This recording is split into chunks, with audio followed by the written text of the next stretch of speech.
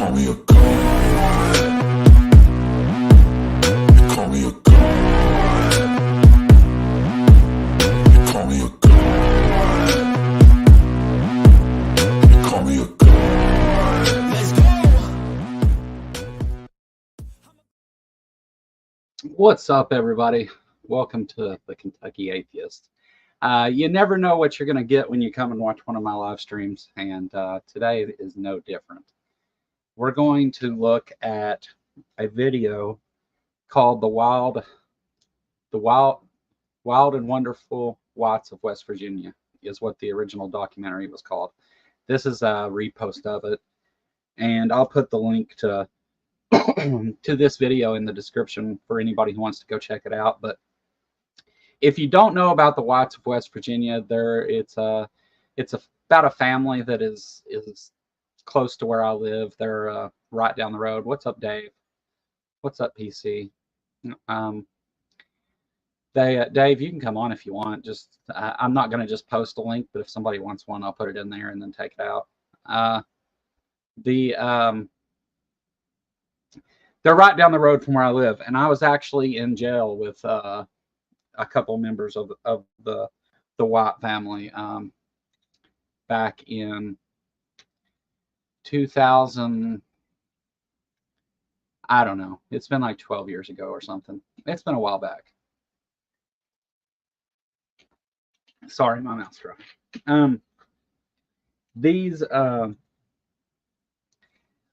The reason I want to do this is it does tie into everything else, because what's up, Pinworm? Hey, Pepper.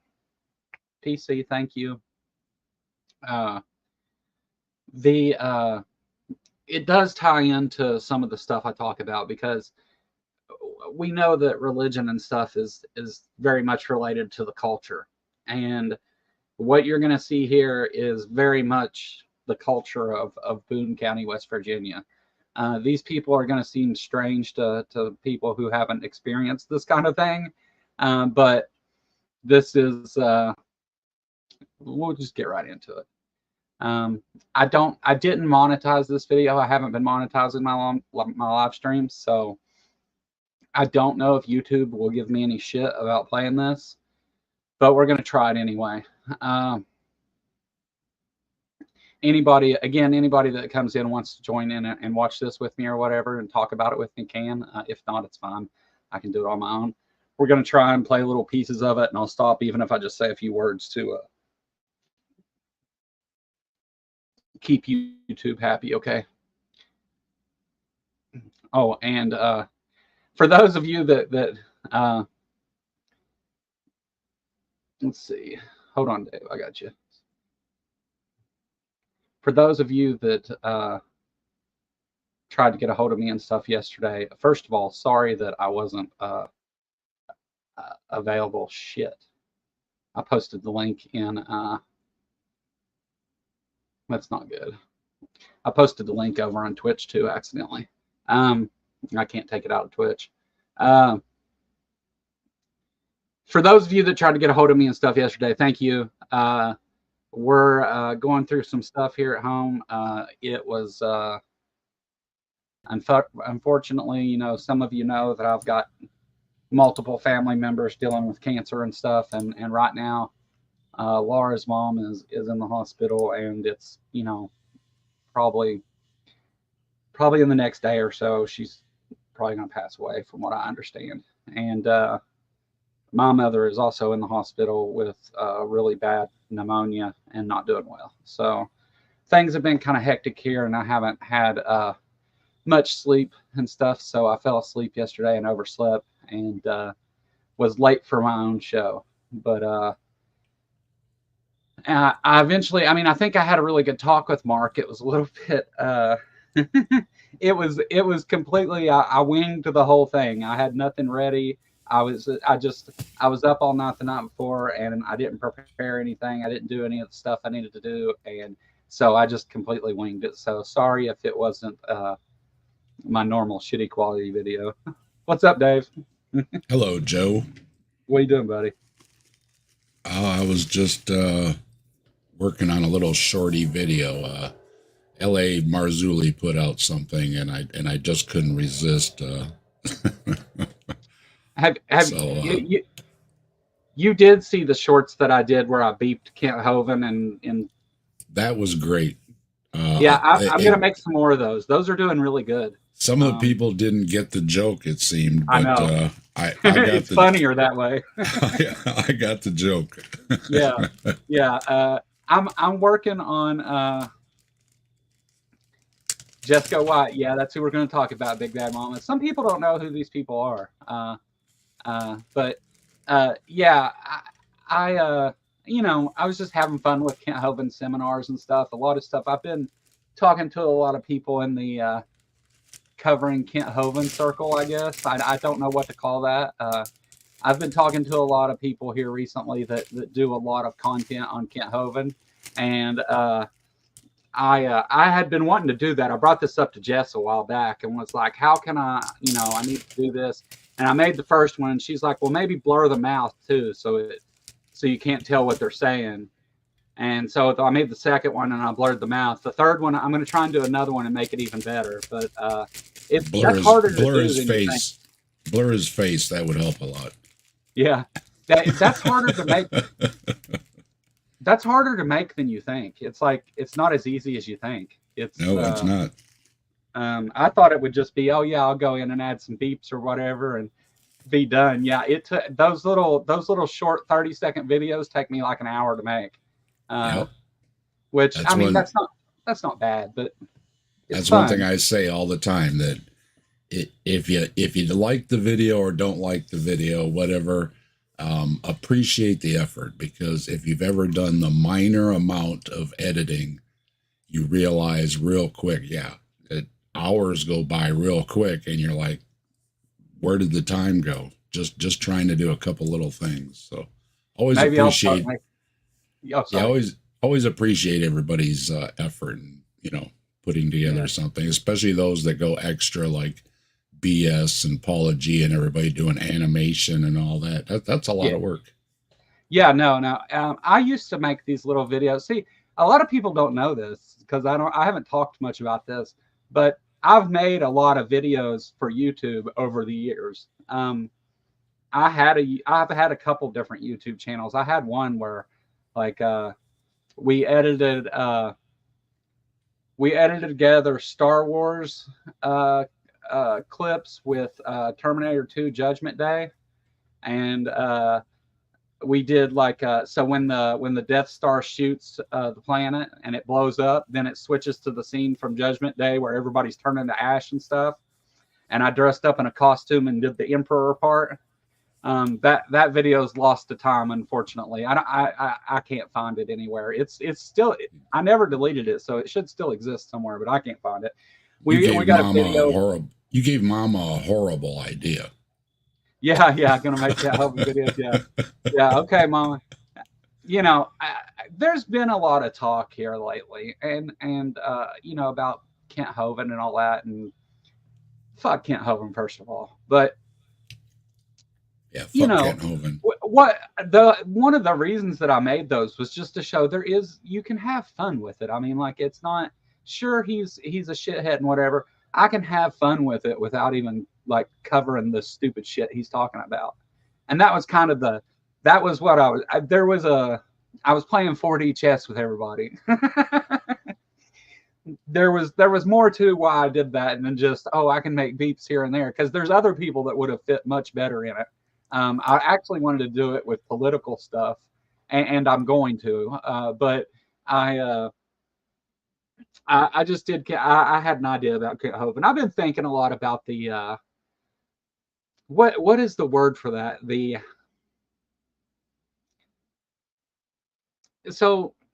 Our community, the atheist community, is I mean, no community is going to be perfect in every way. Nobody's ever going to get that.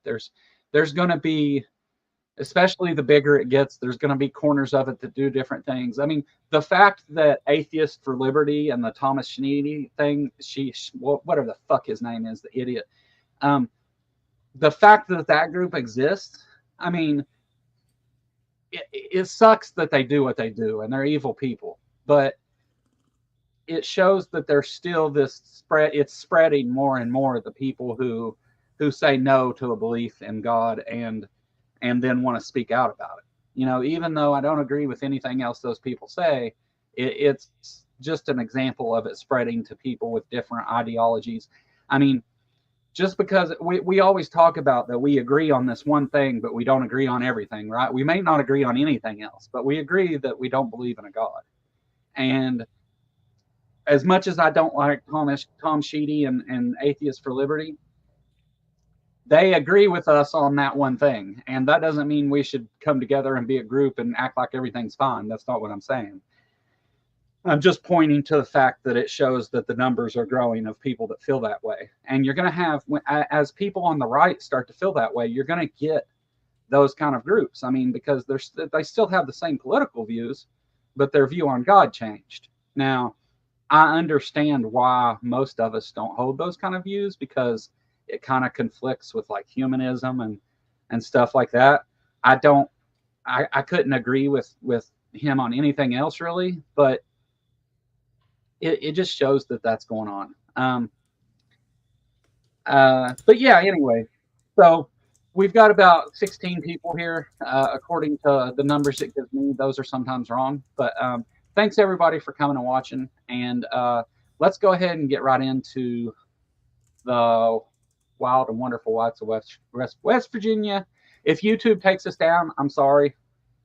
They might. It's a possibility. Here we go.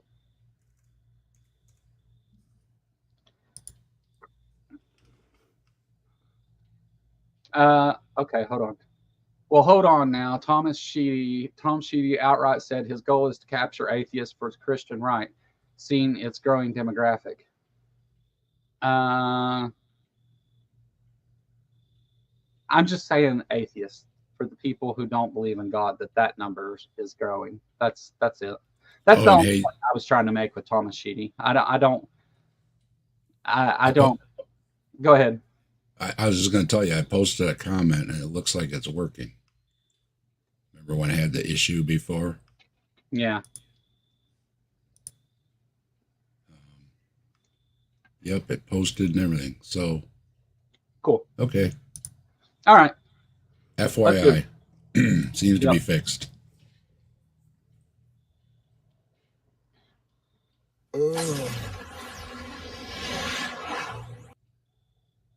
Biggest and the meanest and the baddest of all the White family. And my father is D. Ray White, and he was the last king of the mountain tap dancer. He invented his own style of dancing. He knew 52 steps that nobody else could do. Nobody showed him or taught him. He did this of his own heart and his mind. D. Ray White. So, there's Big Bad Mama said there's a lot of snorting Xanax in this family. Yeah, there's a lot of drugs in this family, period. And so let me explain. Boone County, West Virginia is about 45 minutes from where I live. I spent some time in the Big Sandy Regional Jail in Paintsville, Kentucky, Johnson County, Kentucky. And it is a 5-county jail that holds people from all around that holds people from all around the area. It holds like Mason County, Morgan County, Pike County, Johnson County, and McGoffin County. So Boone County is right across the state line, right beside Johnson County. You cross over, you can go into Boone County. So these people, you know, they're in Paintsville and Johnson County. Paintsville would be the biggest city around that area. So there's a lot of people coming over from Boone County into Johnson County. And the jail is plumb full of people from West Virginia. So I think she's in jail when they made this video. I don't think she's in this video, but they talk about her. I think they call her Sis or something. I was in jail with her. She was in the cell next to me in the medical cell in the Big Sandy Regional Jail, and she gave them hell the whole time. Jessica White came through the jail, and I wasn't in the cell with him, but the guys that were said he was up on the tables dancing and stuff the whole time. That's like what he did. And Dwight Yoakam came and bonded him out. So what the hell? And if that sounds crazy, that's just the beginning. So just a little background of why we're talking about this. But this gets into the culture around here and why people around here believe some of the shit they do. My father, D. Ray White, was really getting really famous. He was on his way to Canada to finish making his film, The Talking Feet, and he got killed in a shootout.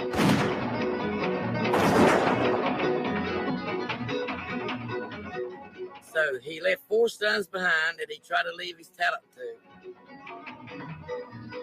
My brother Mark, his name is Donna Maris White, he got in a fight with this guy, came over about his pet bull, and when he opened the door to see who was at the door, they shot and killed him.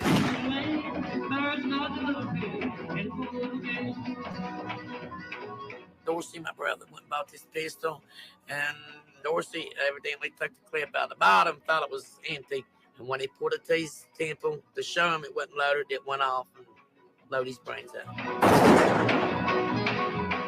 That was the end of Dorsey.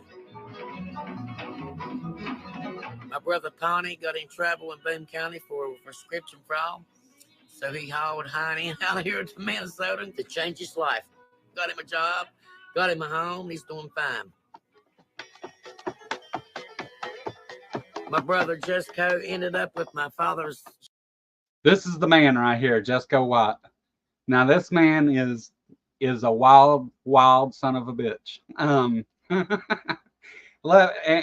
for there, she's describing all the people in the family that got shot and stuff. That's you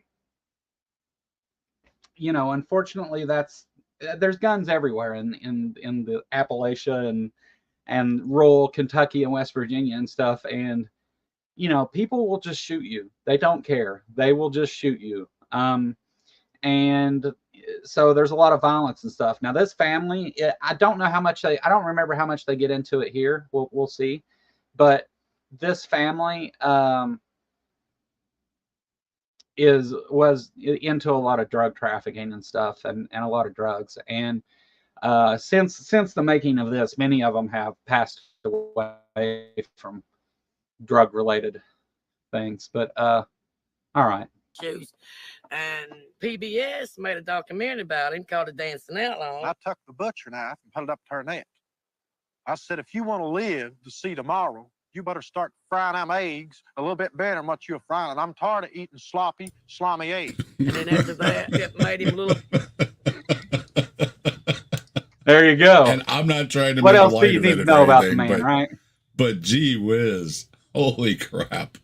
Yeah. These are the people that are like, because I don't think I represent really good a lot of the country folk that are around me. And a lot of the people around here are like, I'm tired of these sloppy, slimy eggs. It's like a comedy routine, isn't it? Where you're going to laugh a lot. You can't believe it's real, you know? Yeah. This is the Wild and Wonderful Whites of West Virginia, Stephanie Frizzle. PC posted a link to the documentary in the chat there if you want to go see it. A bit big, and all these other motherfuckers started putting him in their songs like Hank the Third, Big and Rich, Kentucky Headhunters. Yes, you don't you know, you're the stars in our eyes. My brother Jesco White became the most famous man in West Virginia. Is that my hat, dude? Yeah. And baby, you know she's still raising hell. I stayed behind to take care of everything. My mother, sisters and brothers, my kids, their kids. I had it all to do. Oh, yeah. I'm talking about anywhere from 10 to 20 kids a day. Holy moly. Yeah, this is something that's common around here too. I mean, there's a lot of single mothers, and although in this case, you know, it was kind of a little bit different, but this still has the reason those kids weren't with their parents and stuff is because they were either in jail or dead. Well, you know, I'm not going to knock anybody getting their freak on, okay? No, but we have birth control. Well, sometimes when you live in the country, the gas stations are far way away. I used to live. It took me 45 minutes to get to any kind of gas station or anything when I lived. The furthest out I lived on I lived on a big 37-acre farm, and we kept gas and stuff out there. We had barrels of gas because it like the gas station and stuff was just too far away. We had barrels of fuel. We didn't have barrels of gas. Let me fix that. We had backup gas, but we had big barrels of diesel. There's other ways to do it too. So yeah. And yeah, right. No doubt. And ain't none of them got any teeth. So yeah, it's just gee whiz,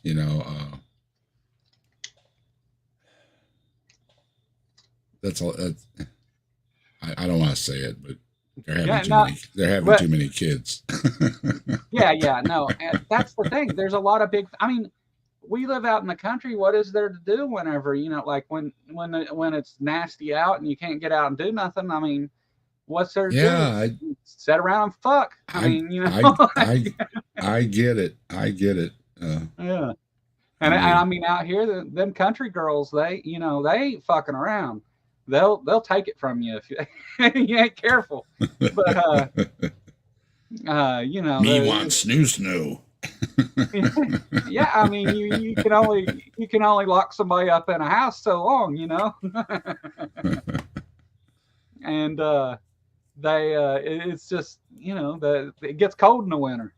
Well, y'all got Amazon now, so order up some. Well, that's why birth rates are down. Yeah, there you go. Order some more. But now remember, there's places around me that are just now getting electricity, water, and internet. Now these folks, Boone County, they have electricity and water and internet, but it's still very, very country. I mean, we're talking about a little tiny West Virginia town here. It wasn't too long ago for a lot of folks, I remember my mother talking about when they first got a TV. You know what I mean? It's like it wasn't. We're not that far away from not having jack to do. Yeah, well, I remember the first TV we got that wasn't a floor model that you could like move. We had, because growing up when I was a kid, we had one of them big floor model TVs that, with the big oak case around it and shit, and you couldn't. It took 3 or 4 people to move that thing, and it was only like a 19-inch screen. Look at all the people that we put out of work being delivering ice, right? I mean, sure. They still every do time. that here. Every time I hear technology put somebody out of work, and it's like, well, get an ice box and get a pager. And there's still get a Betamax machine, and there's a booming business in downtown Ashland that delivers ice to people with ice boxes and stuff. That's still a thing here. Yeah. That's one of the things I've noticed too, is because I live in Ashland, and Ashland is the bigger city in this area. I mean, Huntington is bigger, but Ashland's the most productive city in this area. It's the nicest one. And I live right outside of Ashland. And so it's like whenever you start getting away from Ashland and go out to, say, a place called Louisa where London Storm used to live, right? It's like everything's 20 years behind. It's like going back in time whenever you start getting away from the city, because these people, like, here's a good example. Here's a good metaphor for it. So whenever like a new fashion starts, it starts on the West Coast, or a new fad. It starts on the West Coast, right? And they start staying or wearing or doing whatever out in California. And it takes sometimes a year or two for it to get to the East Coast. Well, in these small towns, even longer to get there. Yeah. Oh yeah, for sure. That's why they're still wearing mullets. Yeah. Oh God, mullets are everywhere. In these small towns, they're already, behind. We don't have a lot of options for stores and things like that. I mean, it's getting better all the time, don't get me wrong. But as you get away from that, you get less and less choices, right? So it's like going back in time. It's a weird thing. You'll see some of it here, because this will look like that when you see the town and stuff, you'll think this was filmed in like the 50s, and it wasn't. This was like in the 2000s or late 90s, maybe. Got places like that near me. The city my Comic Con is in, nobody has an email address. Everyone has fax machines. Yeah. Yeah. Somebody asked us to send it something to them by fax one day or something. I'm like, do they even have those anymore? I mean, I fax stuff through the internet to people occasionally, but I don't have a fax machine. I had the one job I had, the company gave me a fax machine so I could file my stuff to them every day, you know. It was such a pain. It was like, we have email. We have email. What are you doing? Yeah. Well, I don't know why they didn't figure that out. So I don't know. I don't know why it became like, I don't think people understood what PDFs, like the value of PDFs, because I worked in offices where, like, when you wanted to print something, you put it on a flash drive and went and plugged the flash drive into the printer and printed your PDF, but you could print everything else like locally. So I don't know why they did stuff like that. I'm gonna talk about. I just got a new printer recently, and price shopping. One of the things that jacked the price way up was that you could do fax from it, and I'm like, yeah, I'm not paying all that extra money so I can not fax. By the way, Justin, great show over on Skeptic Spin with Secular Rarity. It was a really good show. Yeah, and like they're saying in the chat that storm is huge. So if you're in the truck anywhere in Florida, there, make sure you're prepared and take care and all that kind of stuff.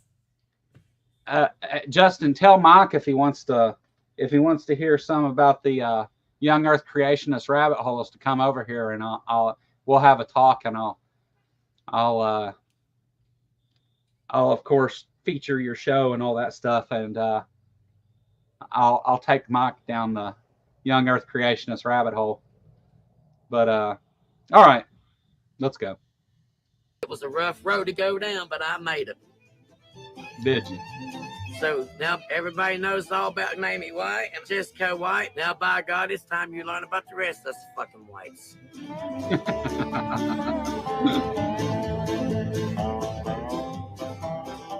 That has too many branches on it. Yeah, not a good representation.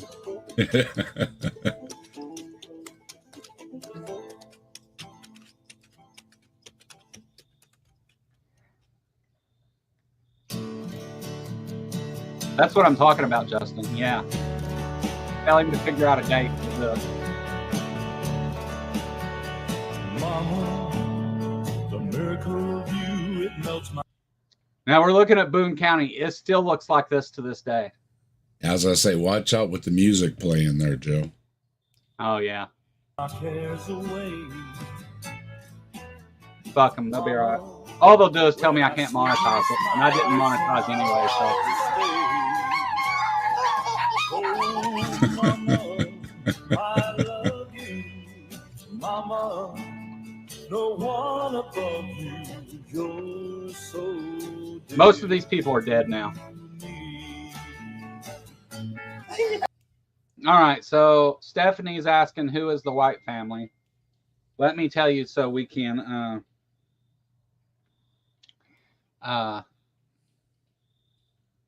understand. So the Whites are a family that Jesco White is famous, and he's worked with a lot of country music people, been in a lot of videos and stuff, and he's famous for his dancing and stuff. And he's from Boone County, West Virginia. They said earlier he's the most famous man in West Virginia, and that's not really true, but close. I mean, he's up there. No, you're fine, Stephanie. I want everybody to be on the same page and understand what we're talking about here. So this is talking about the White family, because as you're going to see in West Virginia, their family is well known, the whole thing, not just Jesco. These people are are a good example of these big families that live in these rural areas. And the reason I'm showing this is because this is a look at some of the culture in these rural areas. When we talk about why people believe certain things and stuff, it's important to first, you got to understand the culture that's promoting that belief. And I think this helps get a handle on why people believe these things. That's not what this video is about, however. This video is just about the family. But I'm going to tie it all in together, I promise. You know what my daddy used to say? What he used to say, you get too old to cut the mustard, lick the jar. If you're getting too old to cut the mustard, lick the jar. The reason why my mother got the name of the American woman is because she raised over 34 kids, if not more, that was abandoned and that needed help from the loss of their mothers or the loss of their fathers. And my sisters and brothers, you know, had them and just left them. So let me explain again. I live in an area that is, at one time, was the most drug-ridden place in America. Worse than any of the cities, worse than any other place, because places that have high poverty rates have high drug use rates, and those two things are correlated a lot. And so when the reason that you see these families, these huge families with all these kids, a lot of them aren't their kids. I mean, they're raising you know, who else is there?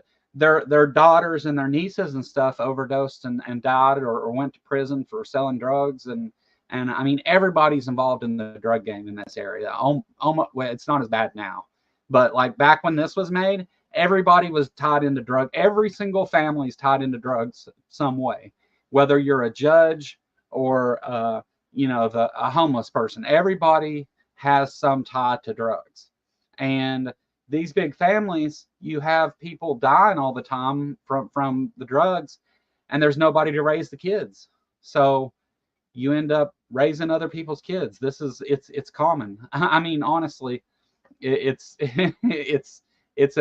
I don't know of a family that drugs hasn't affected in this area. I don't know of anybody. So that's why this is this way. There's just so many broken up families and stuff. People are too poor to care for their children. People end up in prison. Drugs, it's like that here. It's all right.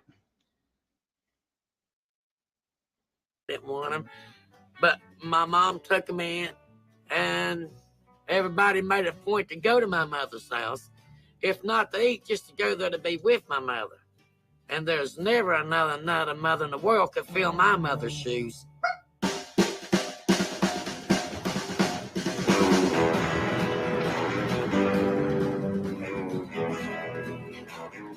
My name's Susan Ray White, but everybody calls me Kirk. I'm sorry, what did they call her? Kirk. Oh, okay. This is I wasn't sure I heard that right. the girl that I was in jail with. This is her mom. This is her mama. Oh, okay. Jessica's my uncle. My mom's his sister. Well, my dad's Terry Lee Thomas. And the reason why he's in prison is... Oh, wait, no, this is her. That's the girl I was locked up with. I didn't know her name was Kirk. They just called her Sis. But that's the girl I was locked up with.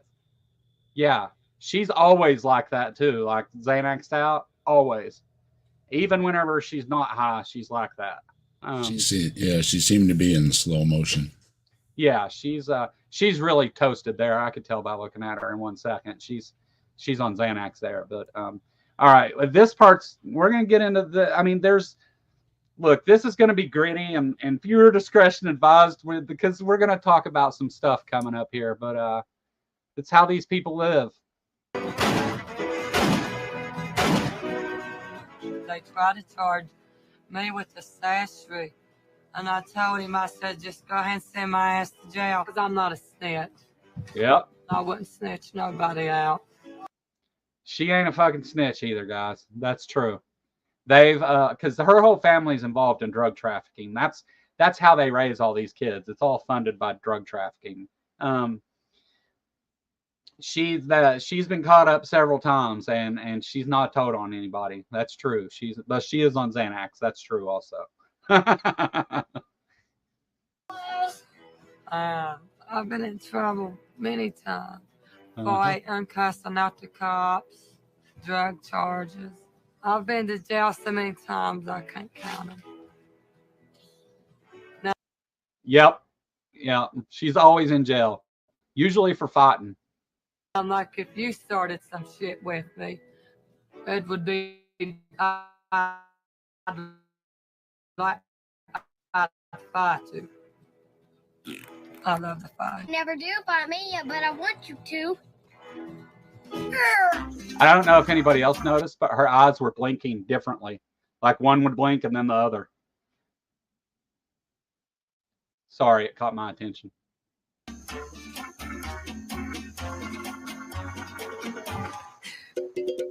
Well, I used to be a stripper back then when I was 17, 18, 19 years old, and I made the bukus of money. I'd bring home at least $1,500 to $2,000 a night in my boot. And I've always been a sexist one in the family. I've always had comments from thousands of people. Sue Bob. Sue Bob's a big part of this story.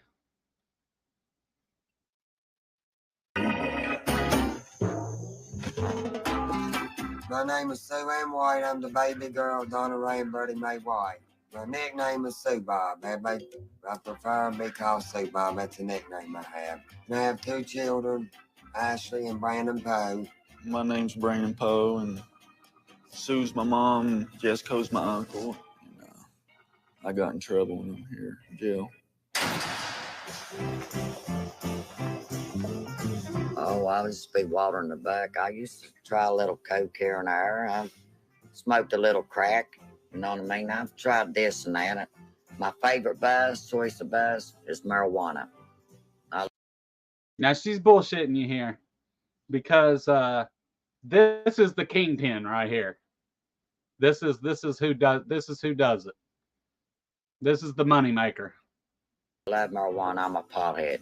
I'll tell you straight up what I like. I prefer a Roxy Cotton, He's a dead. Lorset, a Norco, a Viking and ES, a Percocet 10, a Xanax, especially a Xanny bar. Right here, listen. You want to hear the Boone County mating call? Come and get it, baby. Hey, that's like a common joke around here, right? You looking for a girlfriend, shake a bottle of pills, they'll come running. That's like something we all say around here, because it's I mean, drugs are a hell of a thing, right?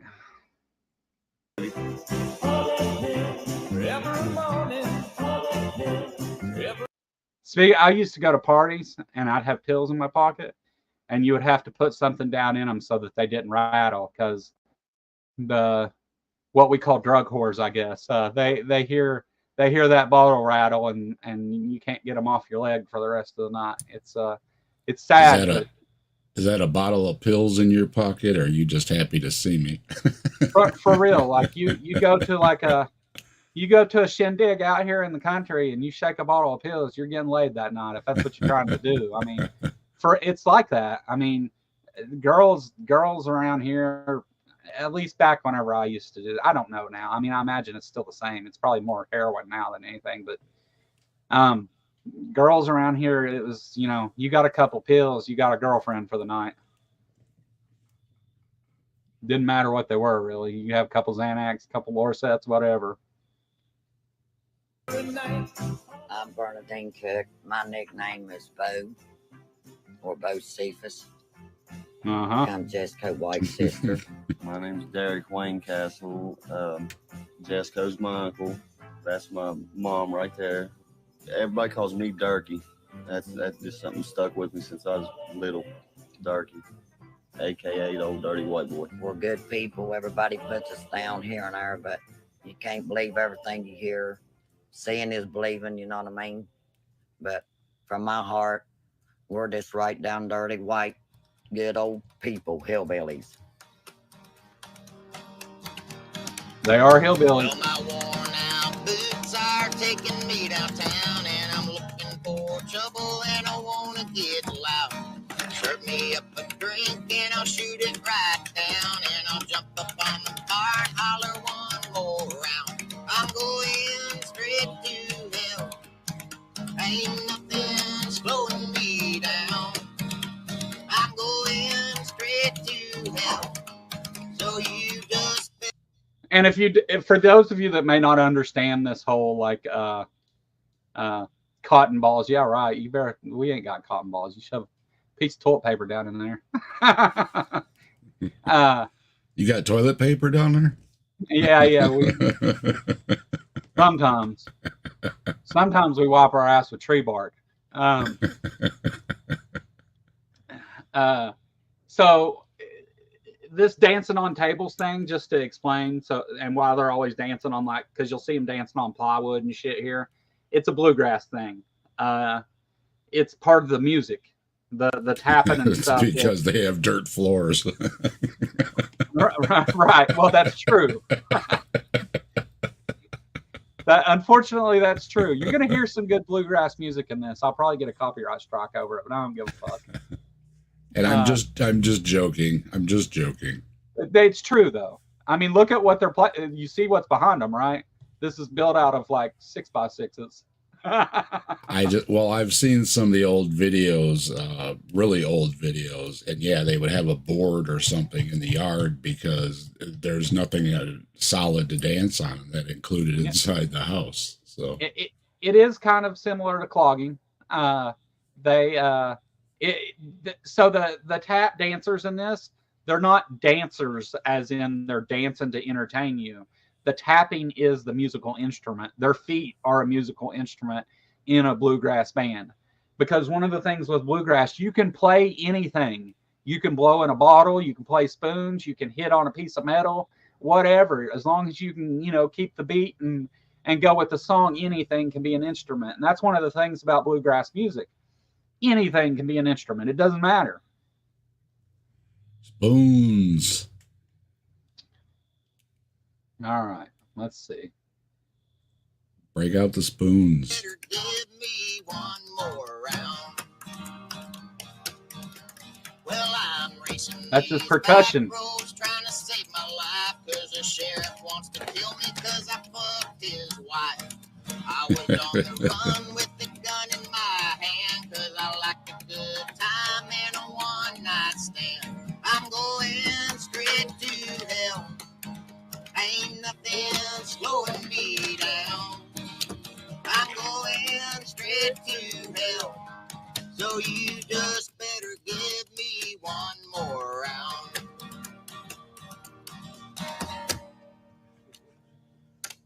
Hey. Hey. There it is, man.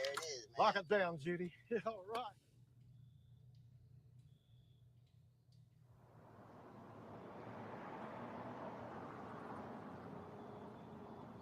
Courthouse. When you represent the whites, you don't know what you're going to get into. Custody, larceny, prescription, fraud, shootings, armed robberies, embezzlement, forgery, drug cases, burglary, fights, things like that. Judge Slagle, who was a circuit court judge here for 26 years before he retired a couple years ago, used to say that if you really excluded about 10 different families from this county, you'd cut the crime rate in about half. The whites have been one of those 10 families. I don't think there's any doubt that the whites would have been one of the 10 families. As law enforcement, we've probably dealt with this family more than we have dealt with any other family in the county. They're clever. And that's just this county. It's the same in the surrounding counties. The whites are infamous in all of those counties. But I'm just curious, is that cop that was named White, is he related? Yes. By any chance? Yes. Okay. Yes, he's related to him. He's family. Okay. They're when they say the whites are the biggest thing in the family, it's because it's the biggest family there. That's what it is. The tree branch is getting smaller. Yeah. This is my other brother, Daryl. Whenever you like out in the country here, you meet somebody and they say, "Hey," like I say, "My name is Joe Roberts." They say, "Robert, you kin to Peanut Roberts?"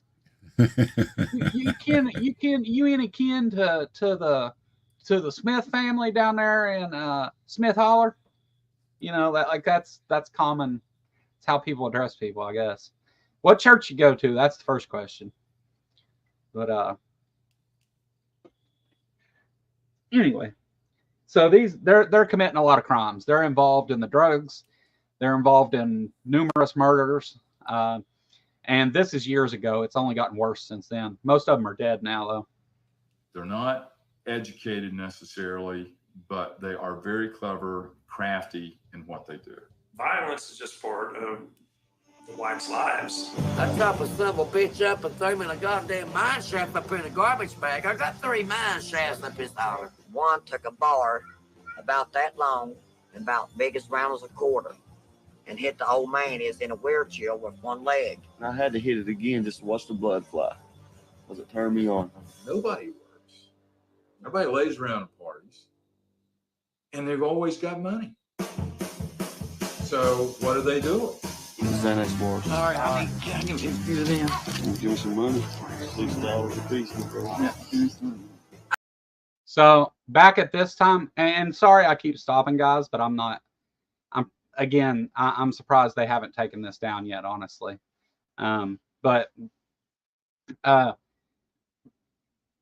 So back at this time, everybody was going to Florida to get drugs, and Oxycontin and Xanax was the thing. You could go, there was doctors in Broward County, Florida, and right down the road from both me and them, there's an airport. And this airport had a round trip flight to Broward County, Florida for $99 because everybody was flying down. I mean, it was loaded every time it went too. And that's not even counting all the people that drove down there. Most people drove. And back at this point, you could, you know, it wasn't no problem going through the airport with that stuff. But people didn't want to get caught at the airport is why they didn't want to do it. But down at these doctors' offices in Florida, there would be, and there's a video called the Oxycontin Express. That's what they called that flight because it was a $99 flight. They called it the Oxycontin Express because everybody flew down there to go to the doctor's offices. And you would go in the parking lots of these doctor's offices. Every car in the parking lot had Kentucky or West Virginia plates. And there's, I mean, this is all documented. You can look this stuff up. But people were going back and forth to Florida, and the big thing was you sponsored other people. So I could only go down there once a month. I didn't go to Florida. I paid for other people to go. But you take a couple $1,000s down there, and what they do is they'll do an MRI, and they'll say something's wrong with your back, and they would write you 120 Oxycontins and 100 Xanax bars every time you went. So if you could, and it was just $2,000 the first time because you had to pay for the pills. They filled the pills right there in the doctor's office. So what you would do is you would find several people and about $500 a pop. And you would say, hey, I'm going to give you $500 and send you to Florida with this group of people. You're going to go down there and get them pills and bring me back half of them. And you keep half. And that's how we did it. So there were prescription drugs everywhere. At this time, we quit being called hillbillies and they started calling us pillbillies because it was just that's how all this started. Well, that's not how it started, but this is the peak of the prescription drug epidemic in Eastern Kentucky. This is at the time that this was the worst drug area in the country. I just now bought 10 goddamn green beans, what's called painkillers, okay? Green beans are Lorset 10s. Fuck that camera. And I got them for $8 a piece, and I'm going to take them up the road, and I'm going to sell them for $10 a piece and make me $2 more on each pill. That's called hustle, rustle, and bustle. That's how you survive in the country. The word discretion is a word that undoubtedly they don't know. They don't understand what it means. They wouldn't practice it if they did. And here on the left, this used to be an Exxon gas station. And this used to be a grocery store. That's the one I robbed when I went to Foreman School when I was younger. On the right side of the road where the church is, and I also robbed it 2 times and got away. The general feeling probably for most folks, especially residents of Boone County and maybe even for the state of West Virginia, is that they're a little bit of an embarrassment. There are so many decent people in this county. There's a kid down here from very humble upbringing who was admitted to MIT. Let me just comment on that for a minute, because it's true that these people say that these folks are an embarrassment, but there's a hell of a lot more people like them than there are like him. Okay, Yeah, who's buying it up the road, right? Right, exactly. I mean, there's a hell of a lot more people like them than this class that's embarrassed by this behavior, that looks down on it. And it's stupid that they even say that, because I mean, depends where the train tracks are and which side of them you're on. Yeah, exactly. Well, that's true too. MIT. I mean, why isn't somebody following him around with the camera?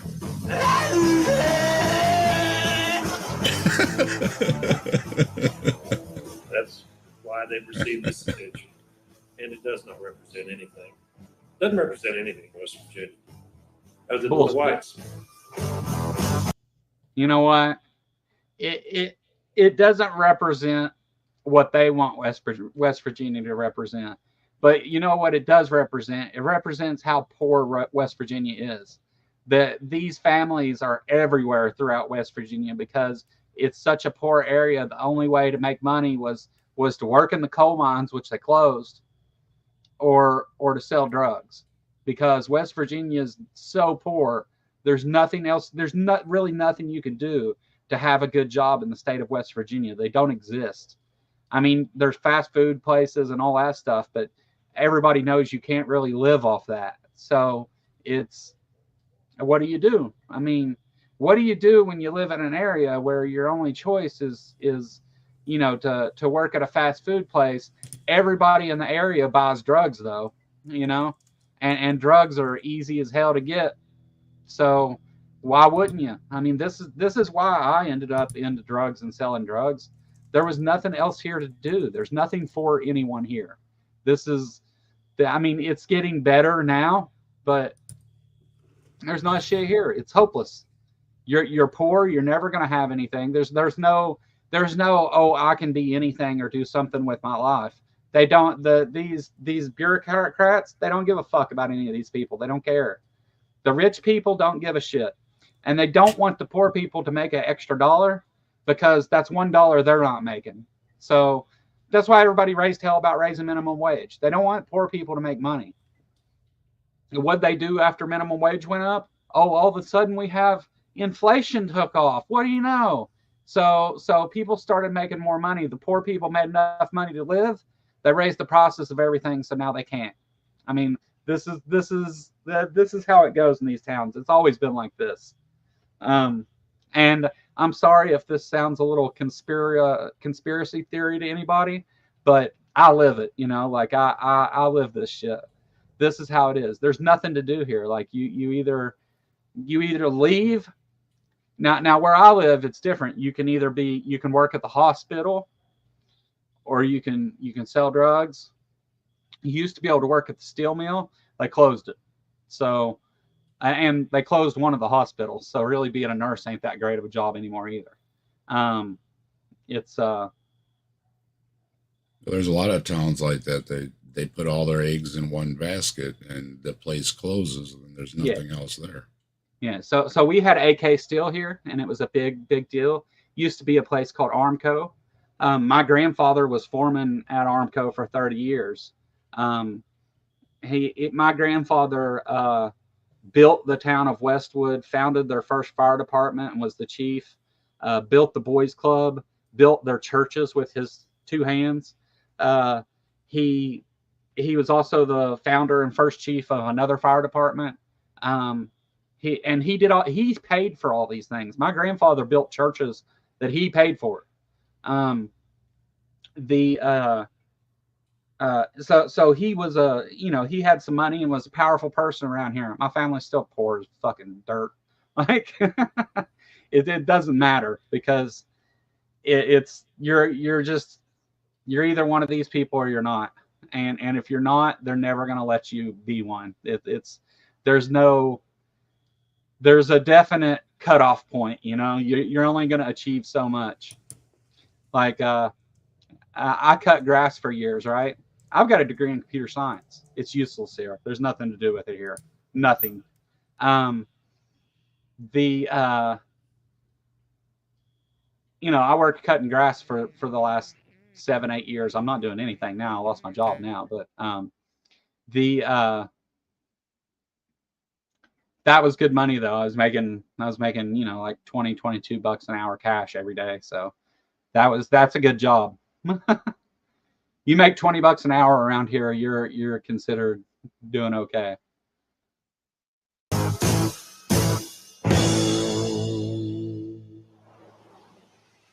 And hey, everybody, thanks for coming. What's up, Al? Trees. Happy birthday to you. Happy birthday to you. Happy birthday, dear mother. Happy birthday to you. They're not known for their singing. Anymore. God bless you and hope you're here another year. And may you have 1,000 more. We got your Those are cake, steaks, and special heart. everything in there. I guess that painted the crash. Well, I never got mine. It's a party, man. A party. I'm sure you'd like it now. Oh, he's going in shock. Oh, baby, no. That's my Mommy, counter right back there, to honey. Well, you Don't do Let this. it- Let me up. I want to smell that stuff, Mamie. I ain't doing nothing. Give me that thing, see? Huh? All right. I'll help you, Mom. Man. Here go. We ain't got no pot. Look, Mommy.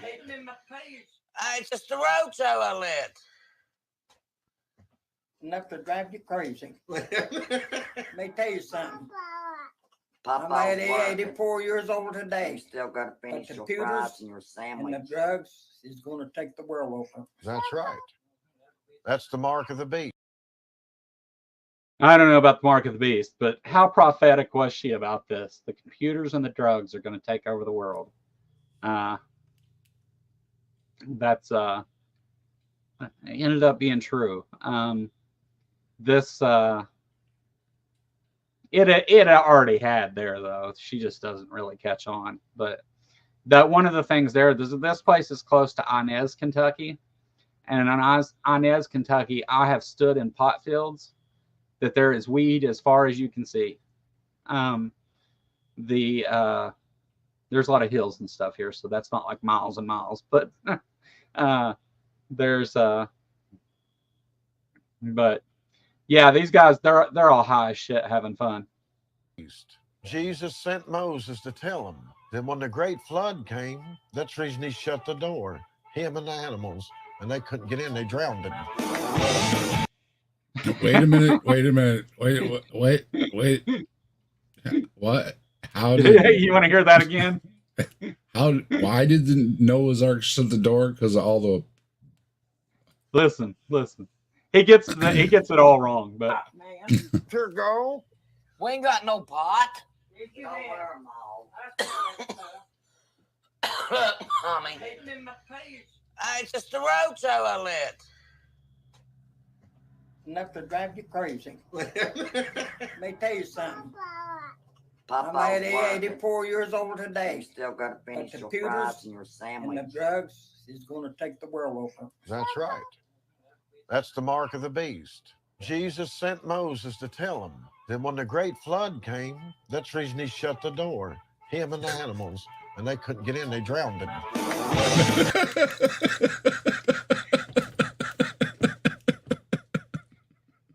the shortest synopsis of the Bible ever. Jesus sent Moses. Jesus sent Moses to tell them, and then when the flood came, they shut the doors so they'd all drown. Is he confusing Moses and Noah, or I'm not going to try and figure it out. I think yes, but I think also he was saying like he was trying to say the wicked people that they sealed the doors of the ark to kill the wicked people because they were doing drugs and they were on their computers. Yeah. Yeah. This is wait a minute. I think I hear some water sloshing outside my window. No. My mistake.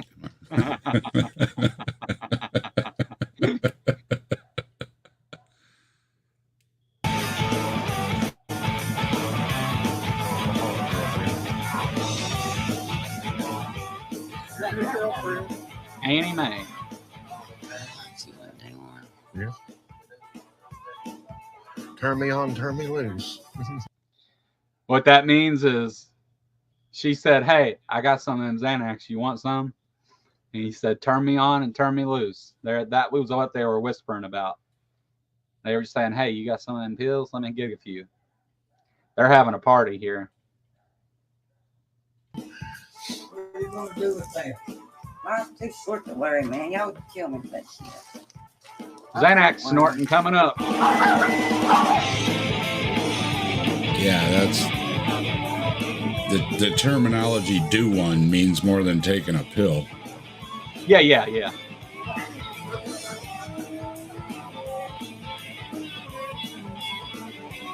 Well, at least they're not running it.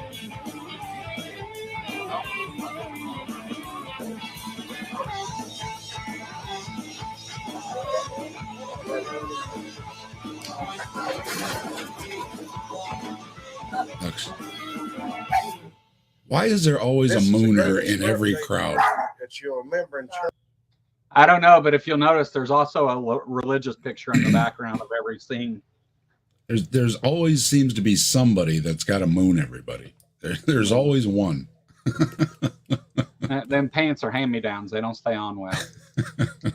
Plus, again, like I said, people stay home a lot. There ain't much to do, you know. Forever from our hearts, Mom. Make your wish. This is from our heart Make to a you. good one, Mom. For all the love Ready? Yeah. she's given us over the years. Good. Happy birthday, Mom. Happy birthday, Birthday, Mom. Happy birthday, Mom.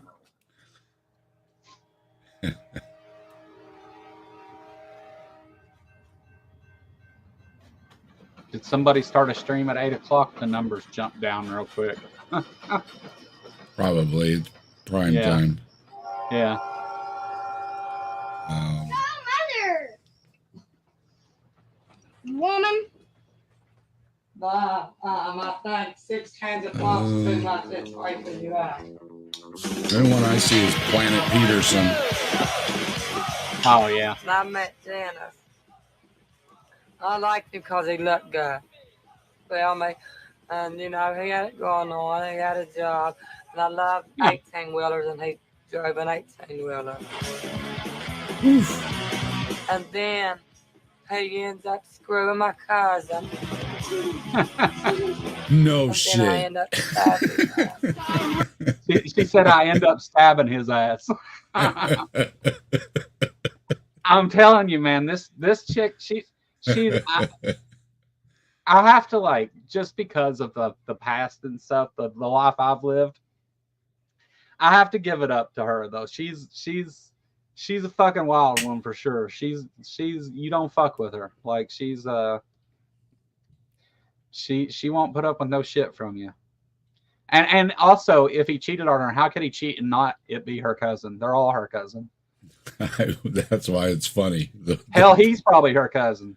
They only got one branch on their tree. Who else is it going to be? Yeah. These wild ass kids.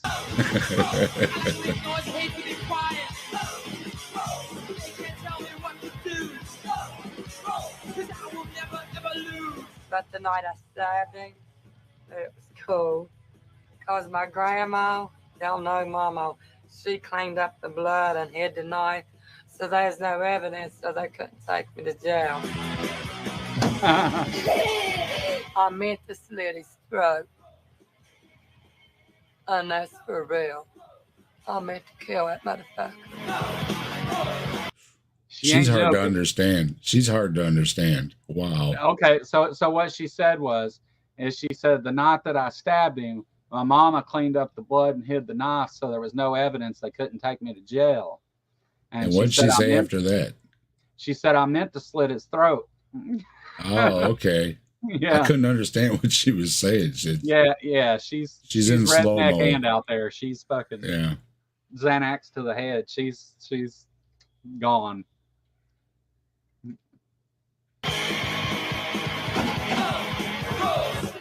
And he threw his hand up and I cut his thumb.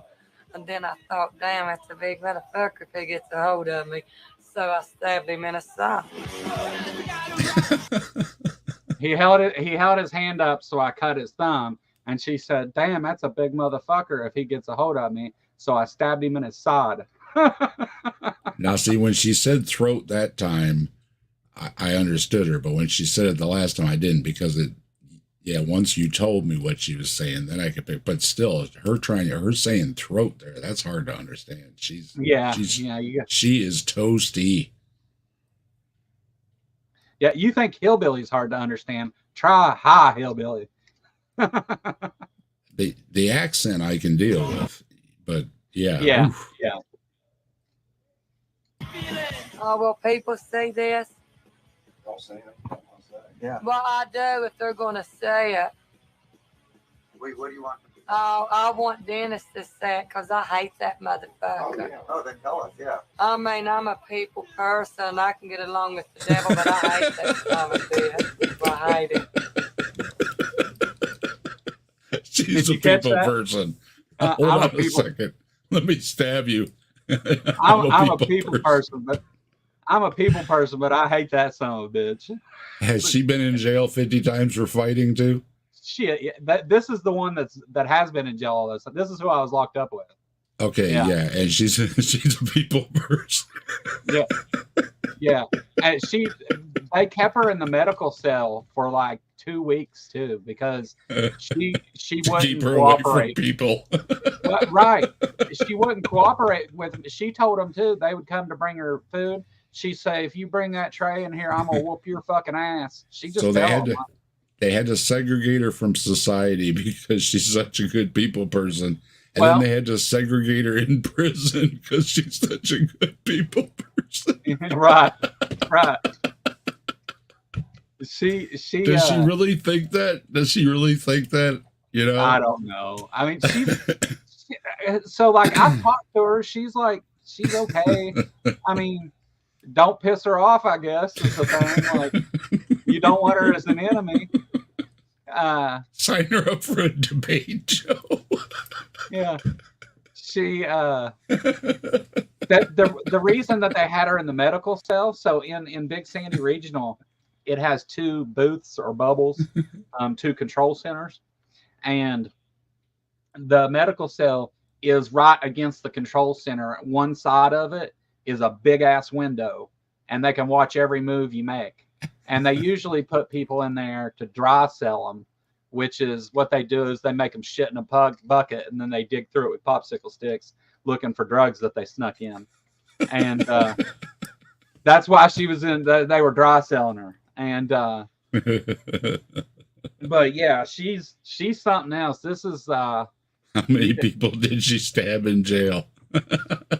I don't know of any stories of her stabbing anybody in jail. I know that the first day that they took her back to the girls' wing and put her in a cell, she came right back because she went back there and whooped some bitch. So, you know, back in the day, Mike. This is how I first met Mike from Answers in Atheism. We were in this little private group thing, and they were showing us one of those movies that's supposed to convert you, I guess, right? One of these Christian movies, and we were commenting on it and everything, right? But anyway, long story short, one of the people in there found Jesus after he went to jail for stabbing a bunch of people, and after he stabbed a bunch of people in jail, including prison guards. Then he found Jesus. And I said, Yeah. "Oh, isn't that great?" My comment, what I always think of when people are talking about stabbing somebody. It's like, "Oh, great, Mr. Stabby Stabby is in heaven." So yeah. So let me tell you about Jesus in jail. Okay. So the worse the crime, and whenever you go to jail, the people that are charged with the worst stuff are always the ones that find Jesus, and they're always the ones walking around with the Bible. We're going to do Bible study and have prayers and all this bullshit. So whenever I was in jail with her, this is the same little piece of jail. I was only there for a few months, but I was already an atheist the very last time I went, and this time that she was there, and they were so everybody finds God in there because there ain't shit to fucking do, so they want to, it's just what they do. So we call it jailhouse religion, but they you go down to church 2 or 3 times a week because these preachers show up to preach to the inmates for free, and they let them go in this room, and so they'll call out different cells and say, "You all want to go to church? Get your oranges on, come on, let's go to church." And I was there, and the guys in the cell were like, "Come on, go to church with us, JoJo." And I was like, I said, "Nah, man, I don't believe in none of that shit. I don't want to go to church." And they was like, "Get the fuck out of the cell for a little bit. It'd be good for you. Go down there, you can sit and whatever." And so we go. I was like, "Whatever, man, I'll go." So I go and sit down, and the preacher comes in, and he says, he starts talking. He's like, "Well, I just wanted to kind of talk to you guys, and what part of the Bible would you all like to talk about today? What story out of the Bible moves you? What would you like to talk about?" And everybody's just sitting there like, I don't know anything in the Bible because half of them can't fucking read. So I said, "Why don't you tell them the story of Job?"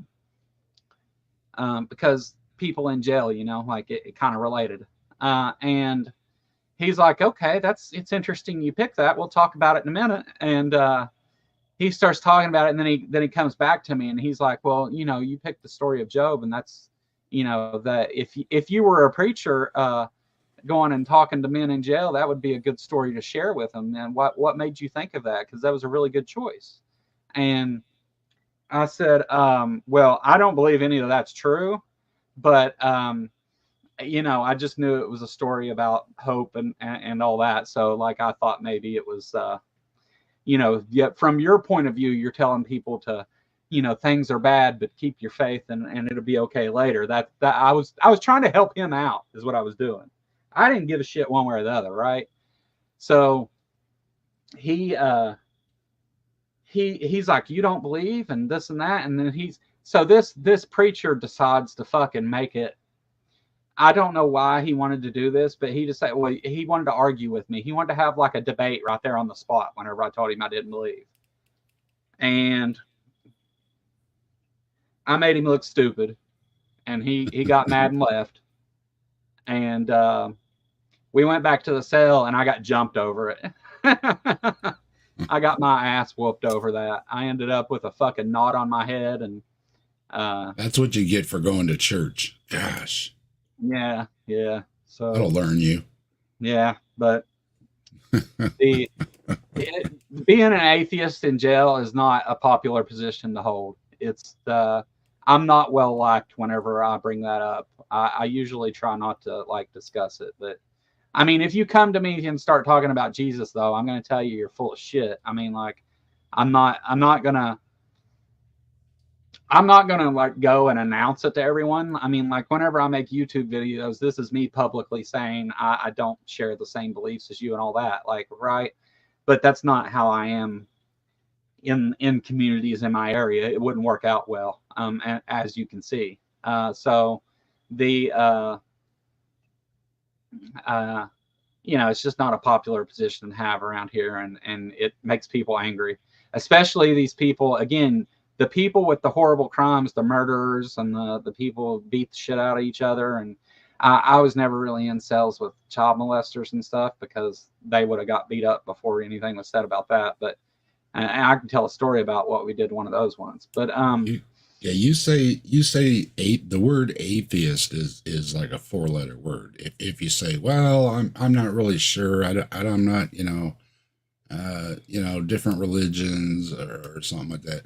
But if you say, or you could say you're spiritual, there's a lot of people that say that. But well, there's a lot when of you there's a lot of say atheist, it's like, oh, I know that word, right? That's a bad Yeah. word. Yeah. Well, there's a couple times too in other jail sentences where some of the guys got pissed at me because in a different jail, Carter County, the preachers would come to the cells and they would walk around and talk to the guys and try to get them to come together up front and do a little thing. But they would walk around and they say, hey son, what's your name? And I'd say, I'm Joe. And they'd shake your hand and he'd say, are you a Christian? I'd say, nope. And he'd say, well, why not? And I said, well, because I think it's all horseshit, And Just curious, were there other religions that came? I'll get to that in a second. There was, though. All right. All right. So there was this one time these preachers came in and he came and asked me that, and I said no, and I said because I think that it's I think that none of it's true, and it's a grift to control people and take money from them. And he got pissed and left, so he didn't preach. Oh man, everybody got madder than hell at me that day. I mean, nobody did anything then. That was a little bit of a different situation. But that was among making friends. You making friends all over the place, ain't you, Joe? Yeah. Unfortunately, jail ain't the place to make friends. You get a couple ain't the place to make enemies either. So prison and jail are kind of different. Like in jail, you might buddy up with some people that are going to be there as long as you. So at the time, I spent 18 months in that jail straight, and that's a long time for a jail. So whenever I got out, there was only one person in that jail that had been there longer than me nonstop. And so I would try to be friends with people that I knew were doing longer sentences, or at least as long as mine. I don't want to say longer because people do real long sentences, but closer to mine, because it's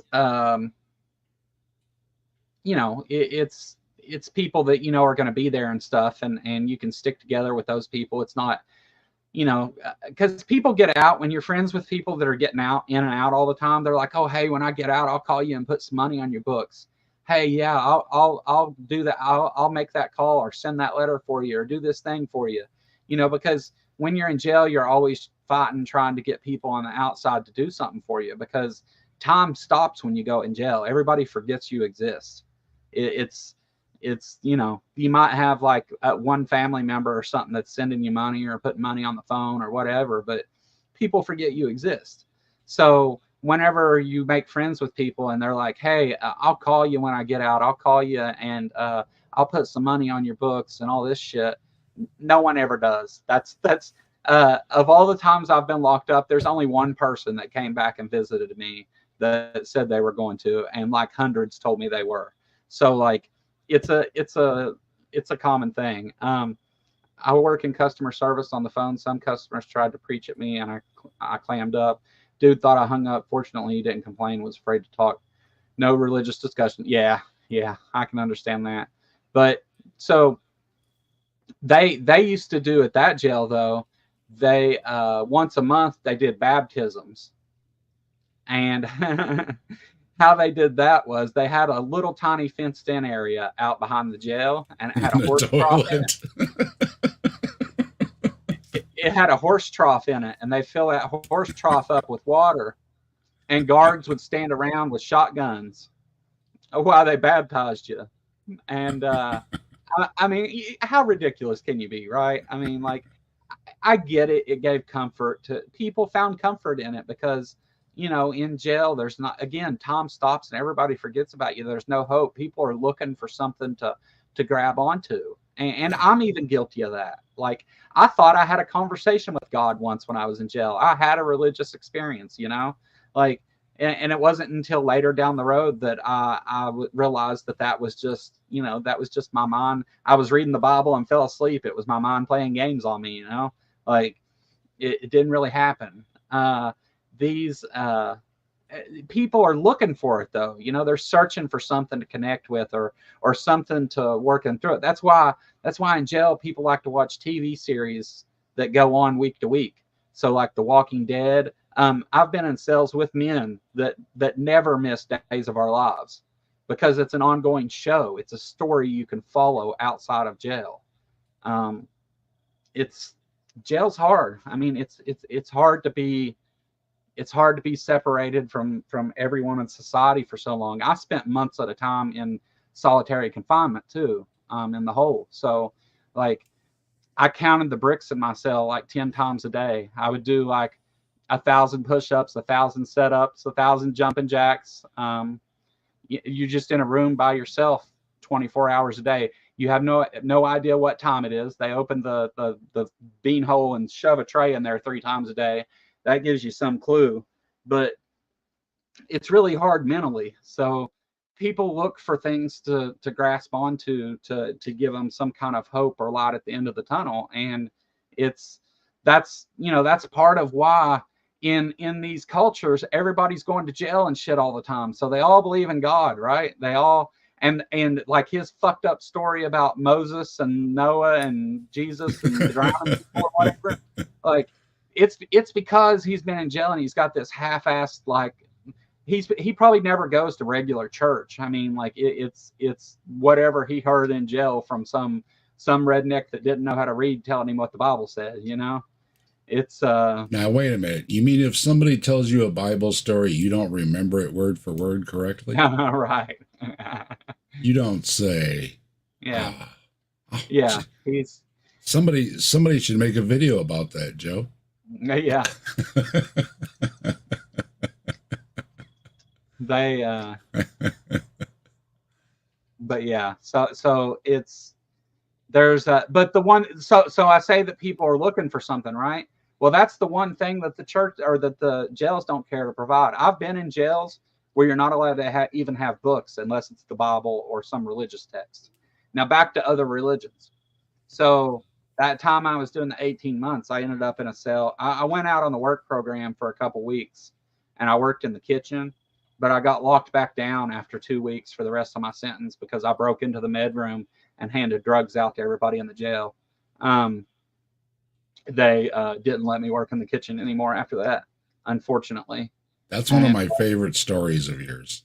I got high and the guard slammed the door behind me and I turned around and punched the window as hard as I could and broke the bones in my hand. And they ended up having to take me to the hospital and everything. They were so fucking mad, man. They shipped me halfway across the state and back. They put me on gas therapy for a while, fucking diesel therapy on the bus. They put me in the hole and then they shipped me across the state and then they shipped me back and then they shipped me to another jail. So I would go to all these places and wherever they would take me, I would sleep in the hole for a day or two. Then they'd put me back on a bus and I'd be going somewhere else. And what was your total time that you were in jail or prison or both? Well, I did multiple sentences. So, well, what span of time over how many years? The longest amount of time that I spent in jail in one stretch was 22 months. I did that 18 months was a 2-year sentence. So you can actually kill 2 years in Kentucky in like 13, 14 months. But because I broke into the med room, they took all my meritorious time away. If you behave, right? Yeah, if you behave. And if you work, Joe you get said, time off fuck that. too. Yeah, dude, fuck that. I tell you about we had a race riot one day at Carter County Jail. So it's like Charlie Manson every time he came up for his parole hearing, and he would say, "If you let me out, I'm gonna go crazy on everybody." And say, "Okay, back in the cell with you." Yeah. A funny thing in Kentucky, if you're not in a prison, you don't get a parole hearing. They just decide. They they make a decision, and you just find out later. Okay, who's next? We got Joe up here next. What'd you do? You broke into the med room and sold everybody all the drugs. Back in the cell with you. Yeah. They actually did. Right after that, I got the papers that they flopped me 6 months on my parole, and flopped means they said that you can go sit down and wait. I gotta say though, you got some giant kahunas to do that in prison. Really, I mean. You know, they already took my freedom. What the fuck are they gonna do to me? You know, like. Yeah, well, you got a point, I guess. My outlook on life was a lot different back then, right? Because I had nothing to care about. Like, it was. I got locked up at that time, and the girl I was dating, continued to call me through about half my sentence. About 10, 11 months into it. Calling me, telling me we'd been together for like 3 years, calling me, telling me she loved me and everything. Come to find out, while she was doing that, she had gotten married to somebody else and had a kid on my birthday. So I mean, like, going to jail is hard, and there's a lot of, you know, there's a saying we used, because everybody in jail, you go through different phases. When you first get in jail, you're worried about smoking and tobacco and all that, right? Your addictions. You're like, damn, I just want a cigarette. I just need this or that. And then the next thing everybody goes through is they're worried about their old lady, right? Their girlfriend. And they're always on the phone over there. What the fuck are you doing, bitch? And you know, like, you know, I love you. And then 20 minutes later, they're on the phone. I'm sorry, baby. I'm sorry. You fucking stupid whore. You're out there fucking everybody and doing dope and blah, blah, blah. And then 5 minutes later, they're on the phone. I'm sorry, baby. I didn't mean it. I know. Will you just send me some money? I love you. I love you. You everything to me. I love you. Will you please send me $15? And so, you know, you go through this phase, and the saying that everybody says is, "Hey, quit worrying about that girlfriend. Jody's going to take care of her." And or they say, you know, you ain't got to worry about. I don't want to say that, it's dirty. I'll just say it. Fuck it. It's jail stuff. I'm just repeating it. Okay. They say you ain't got to worry about that pussy. One ain't gonna hurt it none, and two can't get on it, so it'll be all right. And that's the things that you would say to each other. And oh yeah, dude. That these dudes, they would be like, I'm supposed to call my girl at 7 o'clock, or my girl's coming to visit me today, right? And she wouldn't show up or be on the phone call or whatever on time. You see my motherfuckers slamming the phone and fucking beating on the door and just flipping out because they didn't get their phone call with their girlfriend, you know, like, Sumami, what's this say? Sumami's got stories. I dated a guy years ago that got stuck in jail for a few months for selling weed. I would drive down to the jail downtown to put money on his commissary and didn't realize most people. Oh, there's more. Hold on. Most people are only putting like 5 to 20 in their people's account a month. I'd put 100 on his account every week. I told him not to buy a bunch of shit all at once, but of course he did. So check this out. So economics in jail. That I guess keep reading. Got his ass whooped and got his shit stolen last month. Yeah. That I'll tell you about that too, because there's people called crash dummies, right? So what a crash dummy is. Hey Joe, I gotta get a new cup of tea here. I'll be back in a minute. Okay. I'll keep telling stories, Dave. So what a crash dummy is like, if you've got a guy that's got a bunch of stuff, you know, he's got a bunch of commissary, and you think he's a bitch, you think he's weak or whatever, you get a couple of you little young guys that they ain't got nothing to lose. Like I said, that's how I felt back at that time. These young guys, they don't give a fuck if they get in trouble. They care less. They don't even care if they catch another charge or whatever. Find one of them that ain't got no commissary and say, hey man, I give you a pack of cigarettes, go down there and rob that dude, bring me back his basket. And, you know, they go down there and try, and, you know, you don't know about people, because a lot of people just won't fight. They'll just say, fuck it, here, take it, you know. They'll just give up their stuff. You know, but oh, Native Atheist with the $10 super sticker. Thank you, Native. I appreciate that so much. So getting robbed and stuff, like stealing people's shit. So for me, like after the first couple times I was in jail, when I go in, they put me in maximum security. So within the little jail. And all that means is that you're in a pod. You go to a cell to where you're behind multiple doors. And like I would have a lockdown cell where I shared a room with one other person. And after like 9 o'clock at night, no, crash dummy is the word. We call them crash dummies because we send them down there to steal the dude's stuff, and they may get their ass whooped. But you get locked up about 9 o'clock at night behind in your cell. And like if you had a cellie, your bunkmate, usually those people wouldn't steal from you because they knew that they're going to have other bunkies through the course of their thing. And if they can't be trusted, they're never going to be in a decent bunk. They're always going to have some fucked up crazy ass in their bunk with them. And so you never steal from your bunkie. And if like somebody else is going in your cell and trying to steal from your bunkie, you don't let that shit happen. Do guards care if the inmates steal each other's shit? Yeah, you get in deep shit for stealing. You can actually catch a charge if they want to press charges on you. But here's the thing. The guards don't ever know, because if somebody steals my shit and I go tell the guards, I'm a snitch, right? You don't talk to the police. Like if you go hollering at the police anytime you got a problem, you're going to have a rough time in jail. Because if people think you're going to tell on them the first time the shit hits the fan, you're going to go to the cops. They don't want to be in a cell with you. And it's I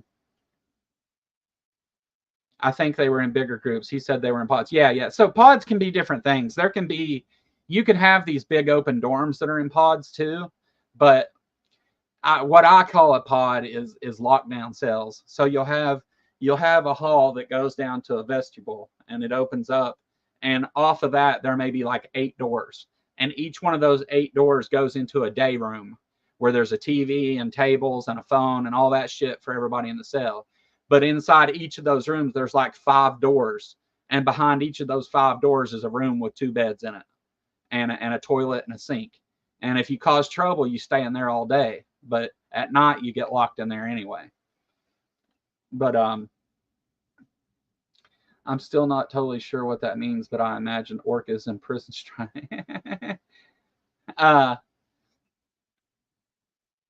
But yeah, you want to have a good relationship with whoever you're in the cell with, you know, like you don't want to end up being bunked up with crazy people. And I mean, there are crazy people in jail. That's, you know, the answer to addiction and mental health for our justice system is lock them up, and maybe they won't do it again. We'll just keep locking them up over and over and over. That's what they do. And unfortunately, that doesn't help anybody. So you end up with motherfuckers that'll beat you over your head while you're asleep. I woke up with a dude standing over top of me with a padlock and a pillowcase. I mean, it's there's crazy people. They're definitely there. But like stealing each other's shit, there's not a lot of that, because first of all, if people know that you steal, they're not going to share with you. They're not going to be cool with you. Like as a cell, the people that order commissary, usually once or twice a week, or for the ball game that's coming, the big ball game that week or whatever, they'll throw in a bunch of commissary items and make a spread. Now, one day I'll make a spread on video for you guys and show you how we made food when we was locked up. But there's plenty of videos of it out there, but it's whatever. Dude locked up for grave robbing is the weirdest dude. Yeah, I bet.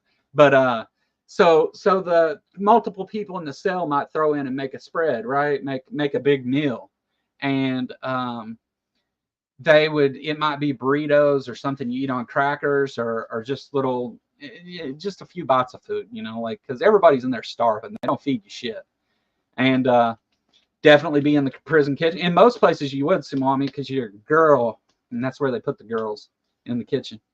It's where them girls belong. No, I'm kidding. But that's kind of how it's looked at around here. Girls usually work in the kitchens in the jails now. But in prison, girls are separated completely. You'll never see a girl in most prisons. There's like that. Like, I went to Eastern Kentucky Correctional Complex. Except for a prison guard that helps you escape. Well, now, so they don't help you escape, but they'll help you in about any other way if you got the money. I know, guys. There was that famous thing a few years back there where she helped her prison boyfriend escape. So this relates to something that somebody brought up not too long ago, and said that I should talk about it. Take that back, Joe.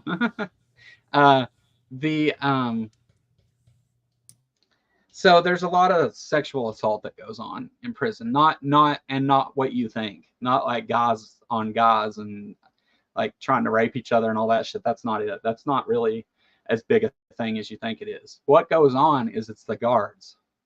So the male guards are always going to the girls' cell and saying, hey, like, flash me your tits and I'll throw you a cigarette. Or, hey, catch a girl out in the hole and say, you want to get out of the hole? You gotta do me a favor.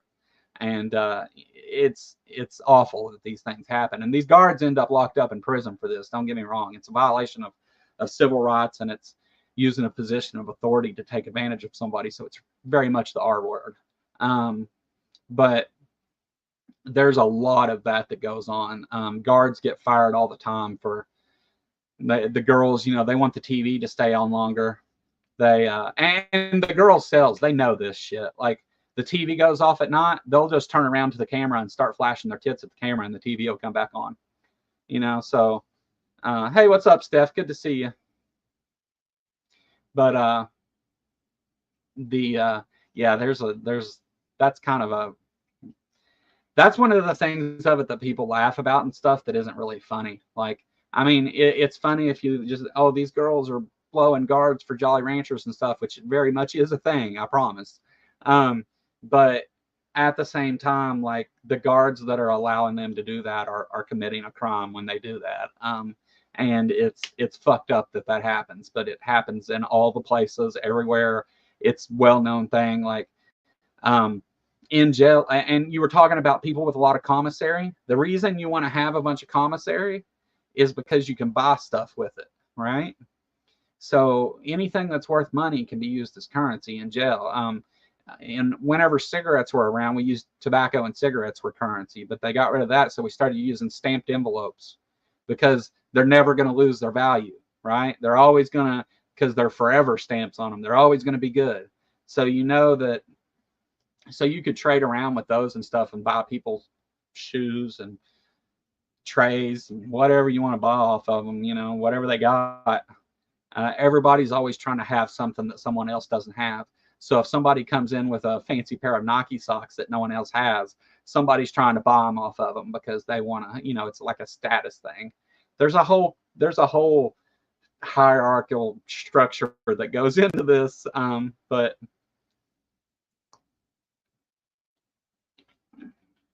the guy beside me was covered in blue dye from robbing a bank.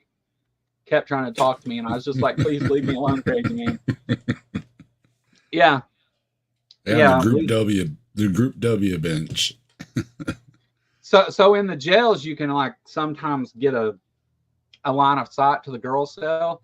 Now, usually they've got reflective tape or something, or reflective shit over the window, or blinds or something, so you can't see it. They don't want the guys and girls seeing each other because obvious reasons. And I've been in cells where the guys can talk to the girls, and it is the most annoying fucking thing ever. They're beating on the wall all fucking night long, trying to holler at these bitches through the air vents and stuff, or the toilet. You can use the toilet as a telephone too, but like it is so fucking annoying. And in that's desperate all they times, do. you can baptize somebody there. Yeah, right. It's, and you might have to watch somebody shit while you do it. Make some wine. In the bathrooms in the cells, there's like 2 toilets right beside each other, right? So you can take group shits. Not for real, but they have to put a toilet for every so many people. So there may be like 4 or 5 toilets in a cell, depending on how big the cell it is.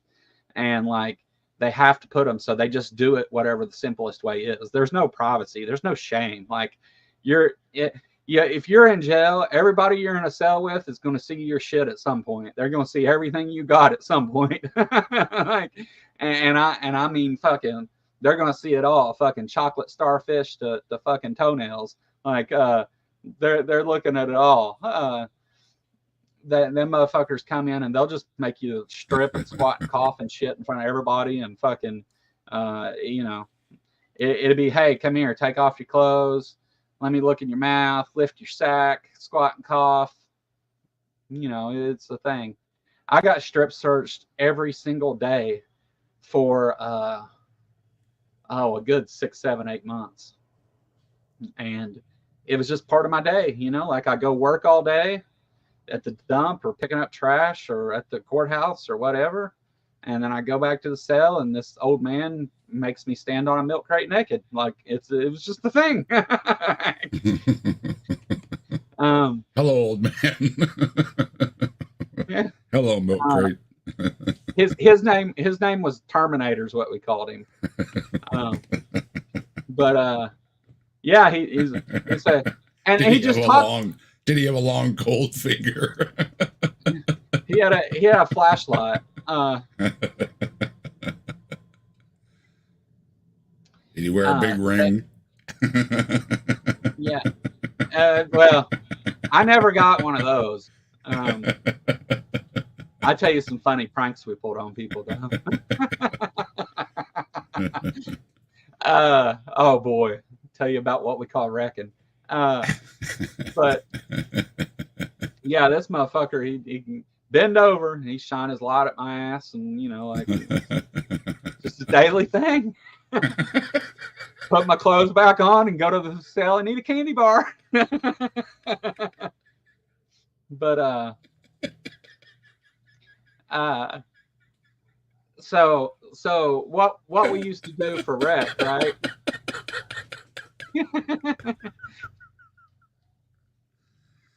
Oh man.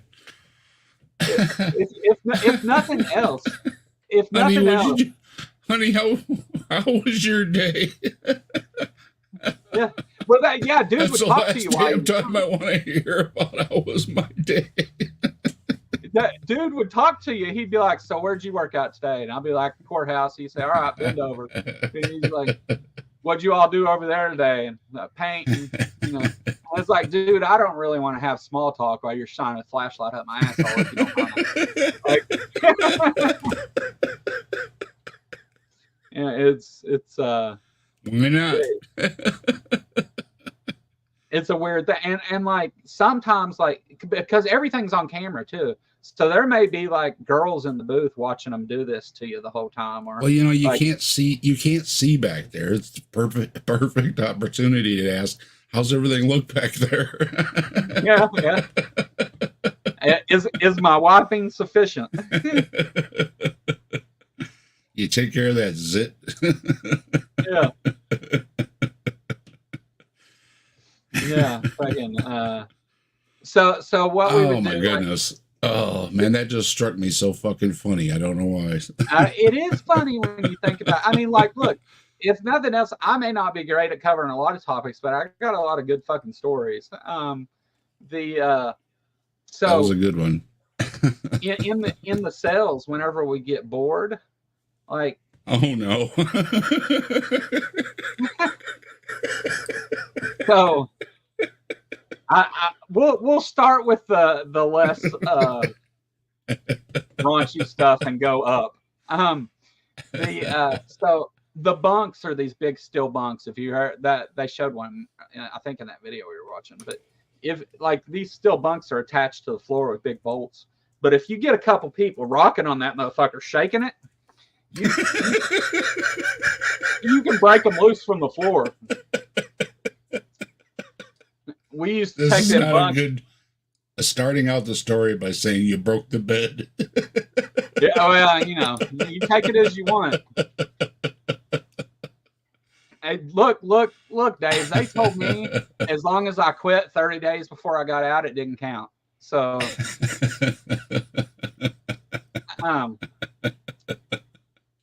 you start shaking these bunks, you get people grab it on both ends and rock the shit out of it until you break it loose off the floor.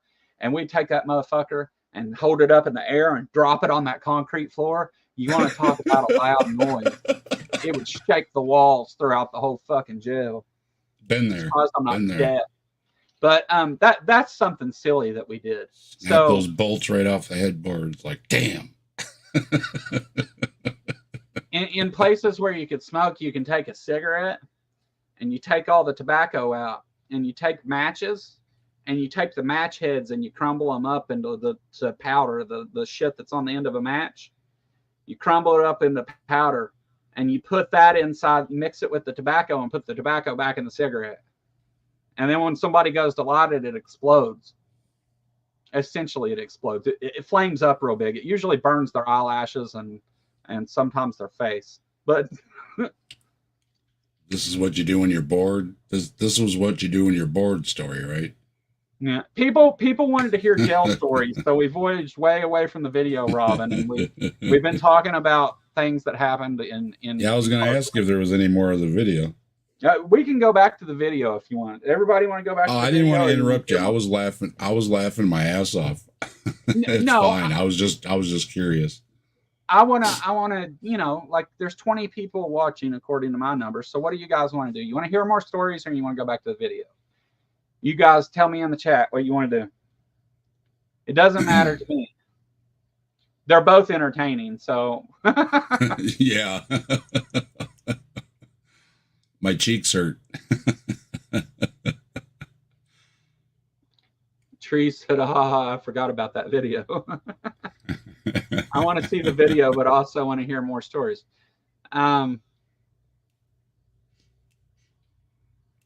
Let's see. I'll tell a couple more. Since we're telling the stories now, I'll tell a couple more funny stories, and then we'll go back to the video. All right. So, you can take instant coffee, and if you get some instant coffee and you mix it with water, just a couple drops of water, it turns into like a brown clay type stuff, or you can put it on stuff too. But you can make something that looks exactly like shit. And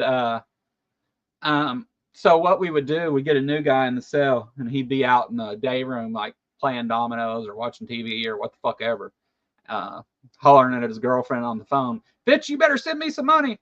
And we'd sneak in his room and put a coffee turd on his pillow. And they would go in the back in their room and think that somebody had shit on their pillow. That was funny. I had some fake duty when I was a kid, and I pissed my mother off over and over with it because she kept falling for it. Yeah, Robin's right. Jail stories are only funny years later. Yeah, like so I'll tell you too. Also, like the thing about people who commit crimes against children, people who are, most of your inmates and stuff aren't cool with that kind of shit, and they're not, not very accepting. So I've heard. Yeah, and what'll happen a lot of times, because they're not supposed, like you go back to a cell, people will say, "What are you in here for?" And the guards will tell them, like, "We're going to put you in population. Like, if people ask what your charges are, make something up. Don't tell them, what you're really in here for, unless you want your ass whooped." Well, the guards would take them back to the cell and open the door. And when they come in, they'd, like, somebody who'd been there for a while, like me or whatever, if in the times that I've been there, they'd be like, "Joe, come here." And I'd go over to the door, and he would say that guy right there. He would either tell me what the guy was charged with, what he did, or he would just like let the inmate would come in with their box and their mat and everything, and he would just look at me and then look at the guy and shake his head like that, and we knew what was up. And so we'd be like, "Hey man, what are you in here for?" And he'd be like, "Oh, theft and whatever. What'd you steal?" Start asking details. And when his story falls apart, eventually somebody get him and say, like, "You're going to tell us what the fuck you did, man, because we know you're full of shit. We already know. Like, they told us that you did some shit, so what's up?" And this one guy came in and he had done some about as bad as you can think to a small child. And so I was present for this. I was not involved in this. There were people that were charged with some very serious crimes over doing this to this guy, just so you know. But so they pass around mop buckets and stuff so you can clean the cell. And in some places, those mop buckets have ringers, like the thing you pull the handle back. Some of them you just twist it, like it's not it doesn't have a detachable drainer thing. But I've seen them take those off the buckets and hit people with them. Well, that's a big, heavy fucking thing, And this dude, they didn't even say anything to him. They knew what he was in there for. They hit him upside the head with that and knocked him out. And they took that mop that has a very long stick, and justice occurred. They broke his ribs with it by inserting it. If you follow what I'm saying, right? I don't want to get so violent, that I get the thing taken down. But this story is not funny. No, it's not funny, but it's just an example of what happens to those type of people. Like, they're not well liked. We can go back to funny. So we would there's a way that you can talk to people in other cells, right? By hand signal. It's not American Sign Language. It's jailhouse sign language, right? It's you draw out like some letters, like the letter C, and you make hand gestures to talk to people. And these guys, if they could get like a girl in any cell in the window, it didn't matter who she was, or it didn't matter if she'd be a 90-year-old woman. They get a girl up in the window to talk to them, and all day long you see this motherfucker over there in the window doing this shit all day. I mean, all day. That only stop to eat, and it's ridiculous the lengths that these guys go to in there to talk to these girls in the other cell. And all these girls ever want is, "Hey, send us some cigarettes." So it's not. I don't know. People form relationships and all that shit in there and everything else. I'll tell you a funny one. So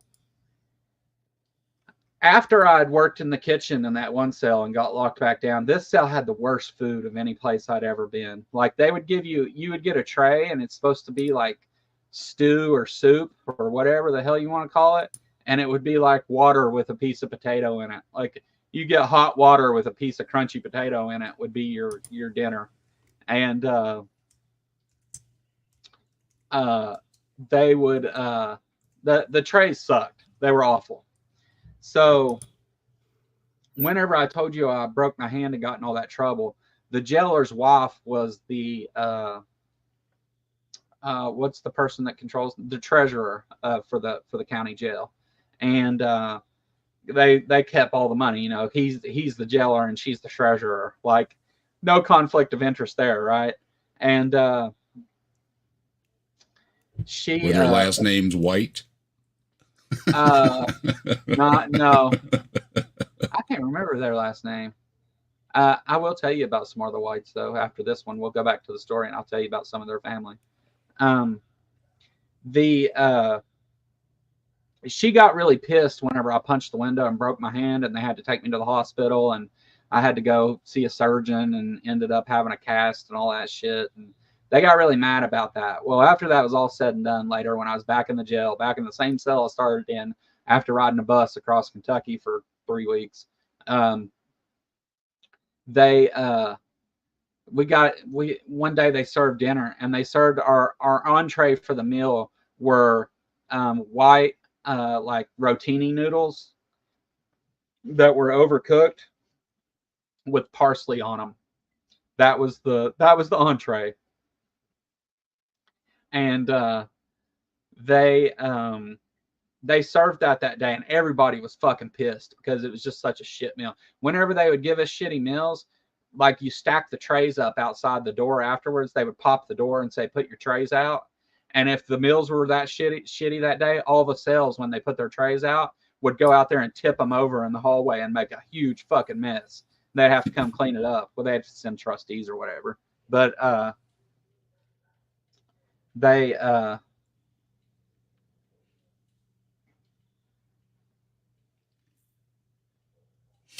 That wasn't very funny. No, I'm not to the end of it. I'm sorry. I had to look at something real quick. But I was just, Robin said, I thought you were going to tell something funny, and I was like, yeah, that wasn't funny. No, this one. We're waiting. All right. So it was a really bad meal that night, and I took a piece of paper and I wrote on it, and I said, these noodles are worse than Sheila. It was the lady's name that was the jailer's wife, that was the treasury, and got all pissed because I had to go to the hospital because they had to pay, and they had to pay people overtime to take me and all that bullshit, right? So she fucking hated me after that. Well, I wrote a note and put in the tray that said, these noodles are worse than Sheila's rotten fucking pussy. And I put it in the tray. Yeah, I put it in the tray and sent it to the kitchen. Well, I thought the person washing dishes would see it and just get a kick out of it and laugh, right? Well, that's not what happened. They took it and gave it to a sergeant on shift, and they went back and looked at the cameras and found me putting the note in the tray, like they seen me do it and everything. And because the trays go back in stacks, they can tell what cell they came from, right? And after dinner, I took my post-dinner nap, and I guess they hollered over the intercom and said, Roberts, pack your shit, you're going to the hole. And I didn't hear him say it. And somebody in the cell woke me up, and they said, hey, man, they said for you to pack your stuff up, you're going to the hole. I said, oh, bullshit, quit fucking with me. And they were like, no, really. And I was like, quit messing around, man. And the sergeant came back there, and he opens the door, and he's like, pack your shit. And I said, what are you talking about? And he's like, we know you sent that note. I said, yeah, I sent that fucking note. And he's like, well, you're going to the hole for it. And I was like, what? I said, I ain't going to the fucking hole. Fuck you. Get out of here. And he's like, no, you either pack your shit or we'll pack it for you. I said, well, get in here and pack it, big boy. And because I thought they were fucking with me. Like, I thought it was a joke. I ended up getting pepper sprayed that day, and I went to the hole. Yeah. Pepper spray's funny. Yeah. Until it happened, it's not funny. It's not funny when you wash it off either, because it fucking runs. Oh boy, you get pepper sprayed. So what happens is there's protocols they have to follow, right? When they pepper spray someone, they got to take you and put you in the shower for 20 minutes and let water run on you, and then you have to go to medical, and they have to say you're cool to go back to the cell or whatever. Well, usually you're going to the hole if they've pepper sprayed you. But so what happens is they pepper spray you, then they take you up front, and they got this cold ass shower, always cold, and they stand in there around you with pepper spray pointed at you, of course, because they've just pepper sprayed you and they think you're pissed off, and they put you in fucking cold water. Well, that cold water feels great on your eyes from the pepper spray, but when the pepper spray is on your face and water hits it, gravity takes effect.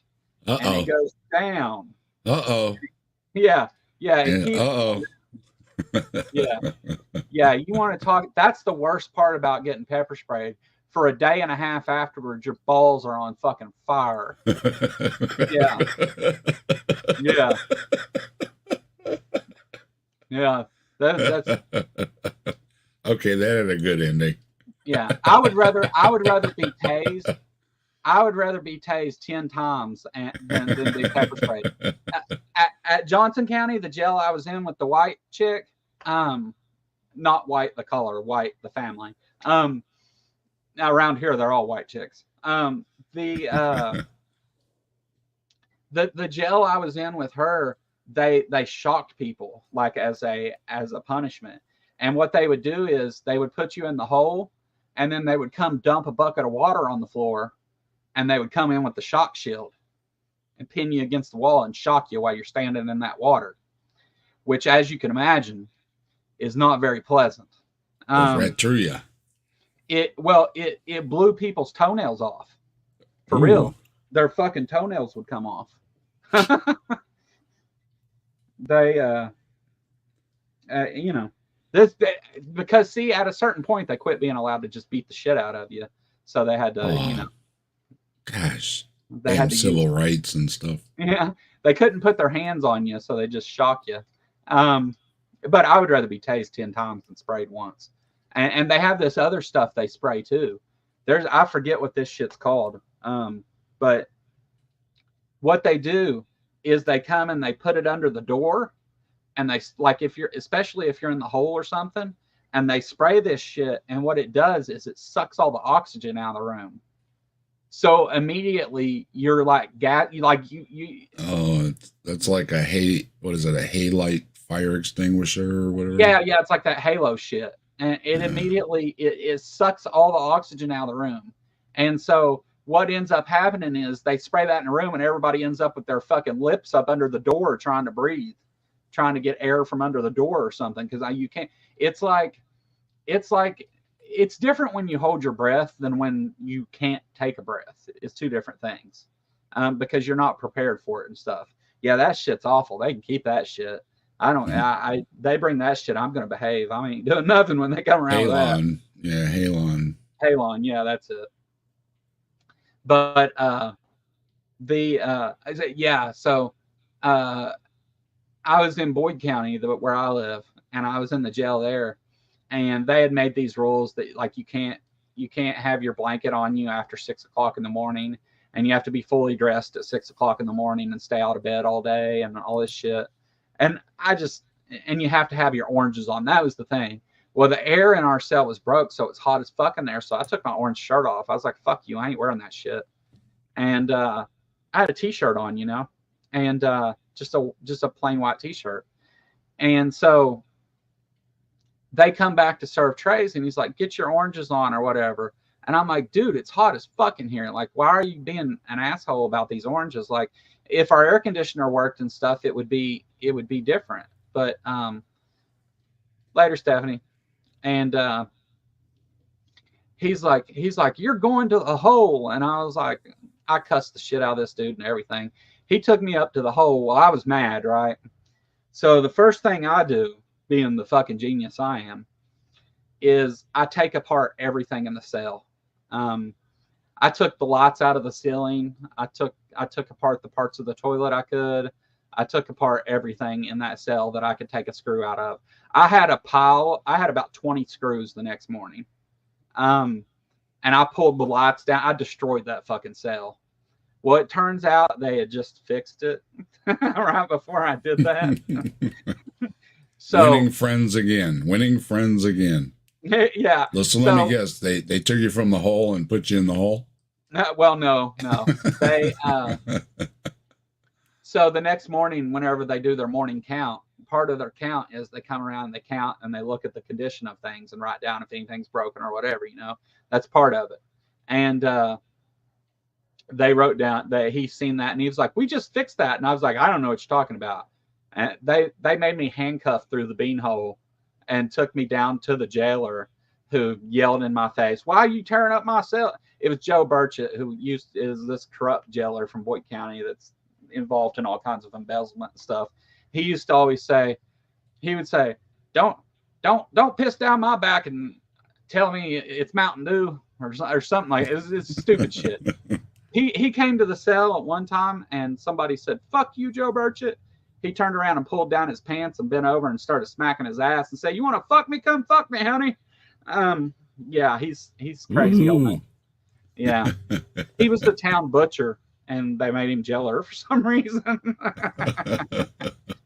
The reason they made him jailer is because he was selling cheap fucking meat that wasn't fit for human consumption to the jail for them to serve in their lunches. So, like, our bologna was purple. For real, we had purple bologna. We also had these things called reindeer dicks. Oh, I remember that one. Yeah, these big, they were like sausages, like about 8 inches long. And they had black dots all over them. I don't know why. I don't know who came up with reindeer dicks, but that's what we called them. And there was a guy in my cell that used to swallow them, put them down his throat whole. He was pretty popular. That's what I was thinking. Yeah, he had a lot of friends. Always had honey buns and shit. I don't know why. What happens in jail stays in jail.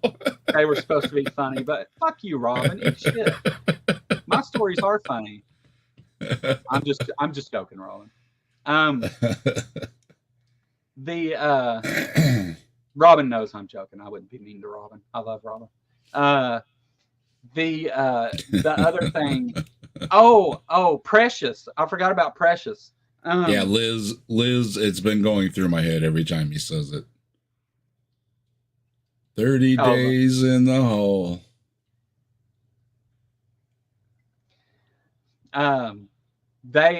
So there was this boy Precious, and they had it starts bad, doesn't it? And let me tell you, first of all, it could be really good. I'm not saying it's bad. Just these people weren't forced. There was no they serve forcing reindeer anybody. dicks. Yeah. These people weren't forced to do any of this stuff. This is very much, Precious. This was part of his thing. Like he was into it. So he had these little pink panties and these little pink socks. I don't know where they got panties at. I have no fucking clue. That's Arpaio's prison. Yeah. And he's the one that had the pink underwear because they kept stealing the underwear, so he gave them all pink underwear. Well, but some of them like the pink underwear, I guess. So you're out of luck there. On East, let me tell you what this boy did. On Easter, he came out of his cell, and they'd made little bunny ears for him and stuff out of T-shirts and toilet paper, and he came out and hopped around the cell in his little pink panties and pink socks. And he got up on the table and he laid an egg.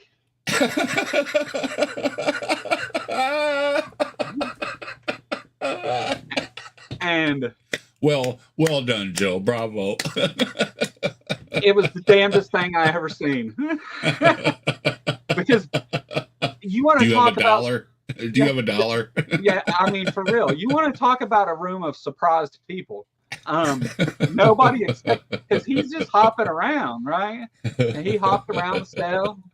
He climbed up on the table and he's doing all this, hopping around. And he's it was Easter though, and that was his Easter present to everyone. He had hid an egg and he laid it on the table. Damn it, Joe. Now I'm getting a visual. And then we all ate dinner there later and played dominoes. I hope you didn't have eggs. Yeah, it was a hard-boiled egg. It was an actual egg, yes.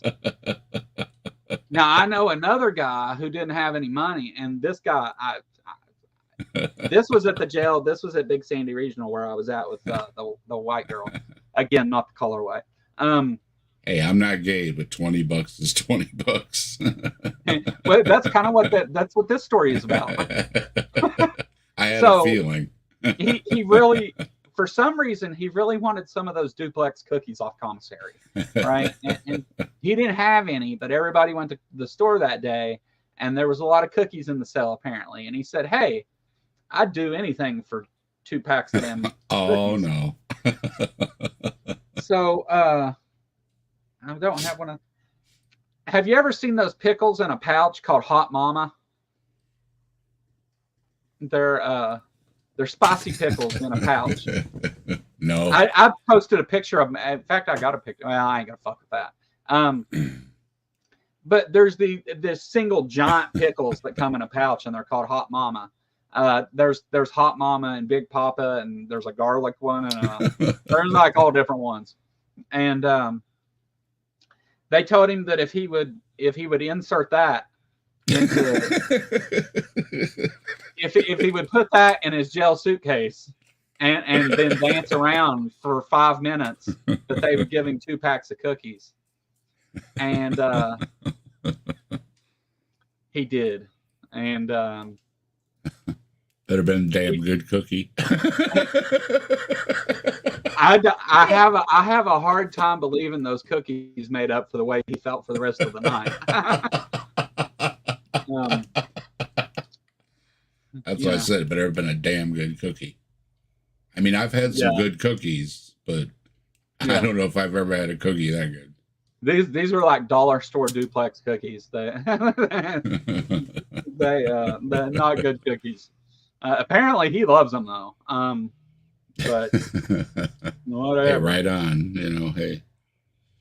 Yeah. So you've probably heard about how people in jail have hustles, right? They come up with a hustle like, "Hey, I do laundry, and I'll pay special attention to your laundry and make it real white and fold it and everything. You throw me a couple bucks in commissary every week, and I'll do that for you." They have hustles. Writing motions. I wrote motions for people a lot, legal motions. I would go get whatever they needed a motion for. I would go get the law books out of the law library and look it up and write a formal motion to the judge. I got a lot of people out of jail too doing that. But so there's different hustles and stuff, especially the prison. That's a lot more of a common thing. Working in the kitchen's the best hustle, because then you can sneak people vegetables and whatever for their food they're making, But these one boys, or whatever you want, they care it for. I'm not asking. Yeah, no, as long as you pay me, I don't give a fuck what you do with it. I ain't your mom. You ain't got to explain yourself to me. We're all criminals here, honey. But they leave the vegetables alone. Yeah. So these 2 boys came in, these young guys, and they had a great idea what their hustle was going to be, right? They were bunkies. They decided they wanted to advertise that their cell was a massage parlor. They didn't think it through, because it wasn't meant to be like they really thought that there was a high demand for massages of men in jail. I don't know what they were thinking, but it wasn't. They didn't think about it long. And yeah, their hustle was it wasn't very successful. You want a happy ending, Joe? Yeah, exactly. I mean, and that's the thing, is it wasn't like supposed to be like a sexual thing. It was like it was that they thought that they were just that naive, huh? There's nothing wrong with them wanting to, that's not the point. The point of it is like, you want to talk about a silly business to open in the place you're in is the thing. It's not about what they chose. I don't care what they rub on all day on who. I could give. That's what I was going to say. How do you say it? I want to rub you. I want to massage it. It doesn't matter how you say it. It's not going to come out well. The point I'm making is your muscles. In a prison setting, it's a poor choice of thing to advertise. That's all I'm getting at. Oh yes, I got that the minute you said it. It's just not a good business choice, But so how did it go? It didn't last long. Day one. It didn't last long. They were overbooked, right? Yeah, something like that.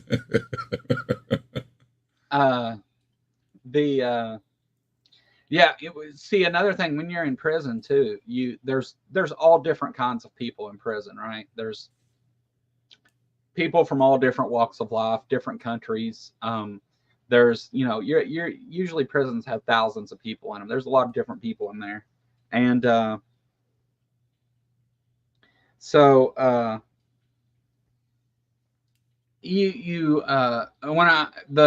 when I worked in a kitchen at another place, they had this boy that was in the middle of extradition to Israel. He was going to be beheaded for something, and he had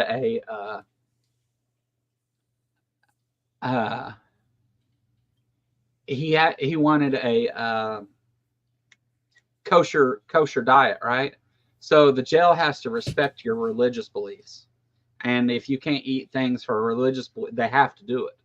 Well, one of the things about kosher meals is you can't use the same utensils and pots and pans and everything that you use for everybody else, because those people aren't believers. They don't eat kosher, right? So you have to use things that are all marked kosher. And the jail tries to respect that, but they did that boy awful. They fed him boiled eggs almost every meal. Just give him 2 boiled eggs and a piece of bread, he'd be fine. And the guys that he was in a cell with one day were passing out food, and they're like, "You all have to stop fucking sending him boiled eggs. This motherfucker stinks up this whole cell every day." And I mean, people, because hygiene's a big thing when you're locked up, because people like you can't be around motherfucker. You got to live with these people. Motherfucker stinks and shit. Like, you don't want so there's a lot of people, especially these old country fucks and shit. Like, we got to say, "Hey man, go in there and get some of that fucking water on you. It ain't gonna hurt." And they never know the process, right? So it's like, you don't go shower barefoot, first of all, for obvious reasons. If you think about it, it's a public shower. Everybody's sharing it individually at a time. So like, you don't want to get in there barefoot. There's a lot of stuff in that floor, and there's a lot of swimming things down there. And you see these old men go in the shower barefoot, and we'd be like, "Man, don't fucking do that. Your toes are gonna rot off, dude. You're gonna get pregnant. Quit going in the shower barefoot." And you're gonna get pregnant. Yeah. But all right. That's enough. That's serious. That's enough jail stories. That's serious. Next time we'll do funny drug stories, because I've got a lot of those too. But,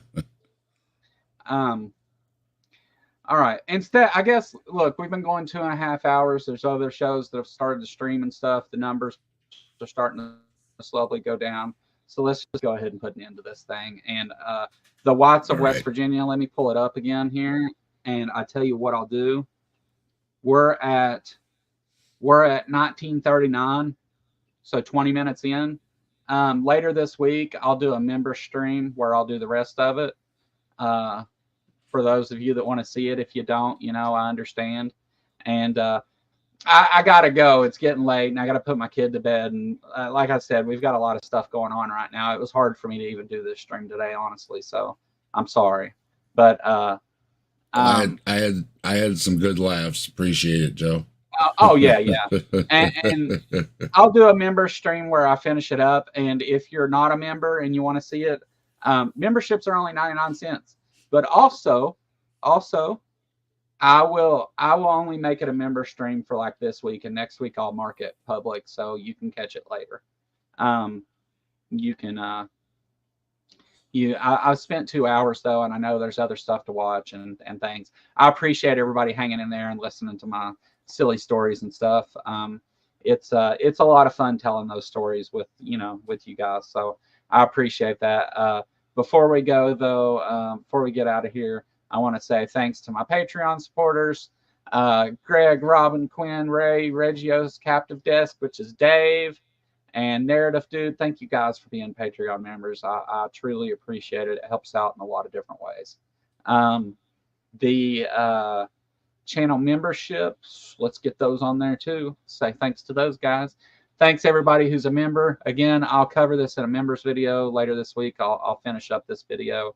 I'll probably do it alone so that I don't end up with telling stories the whole time, or hell, I don't know, maybe I will, you know. I can't say that the stream went badly. It was a fun stream. I didn't realize 2 hours had flown by already and it was this late, but thanks everybody that's a member to the channel. I will do a member stream like I do every week for you guys. And let's see what else. It's cool. You take care of yourself, Joe. This is fun, even if we wait for the. Yeah. We'll get to it. I won't. In fact, maybe I'll bring something that's not in the documentary, so I can not get in trouble for it. I'll bring some other stuff and share it, and some different things that give you guys a little laugh about hillbilly living and stuff, especially as it applies to religion and things. I'll bring you some videos from some of the snake biting churches. How's that? But we'll talk about this. We'll watch some more of this too. I won't leave it out. I promise. I won't. But what you got going on, Dave? What you got coming up? I just found some content I believe we're going to use for Saturday night at the Atheists. Trying to get it going every Saturday evening with the Atheists. We've had a lot of fun the last couple episodes. So Atheists stop by and join the panel, and we have a good time talking about things. It's all lighthearted. We're not going to get anything serious, and we're just having a good time like this here. We're having a good time and having some laughs. So. Yeah. Today's stream, it wasn't nothing serious. I just wanted to have fun, and this does tie back in. You know, obviously these are religious people, but you got to understand people's culture before you can understand the rest of it, right? I had a lot of fun on your show Saturday, Dave. I had to drop out early and come back later, but everything went to shit real quick. You're welcome. Yeah, you're welcome, Joe, and so are all the other atheists out there. I'll be there Saturday. It's trying to make it a regular thing. I'm shooting for about 5 o'clock Eastern time. So. Yeah. Awesome. That way I can come join you kind of early. And you know, I'm over here with Joe. I'm over there with Mike at Answers in Atheism. I pop up here and there.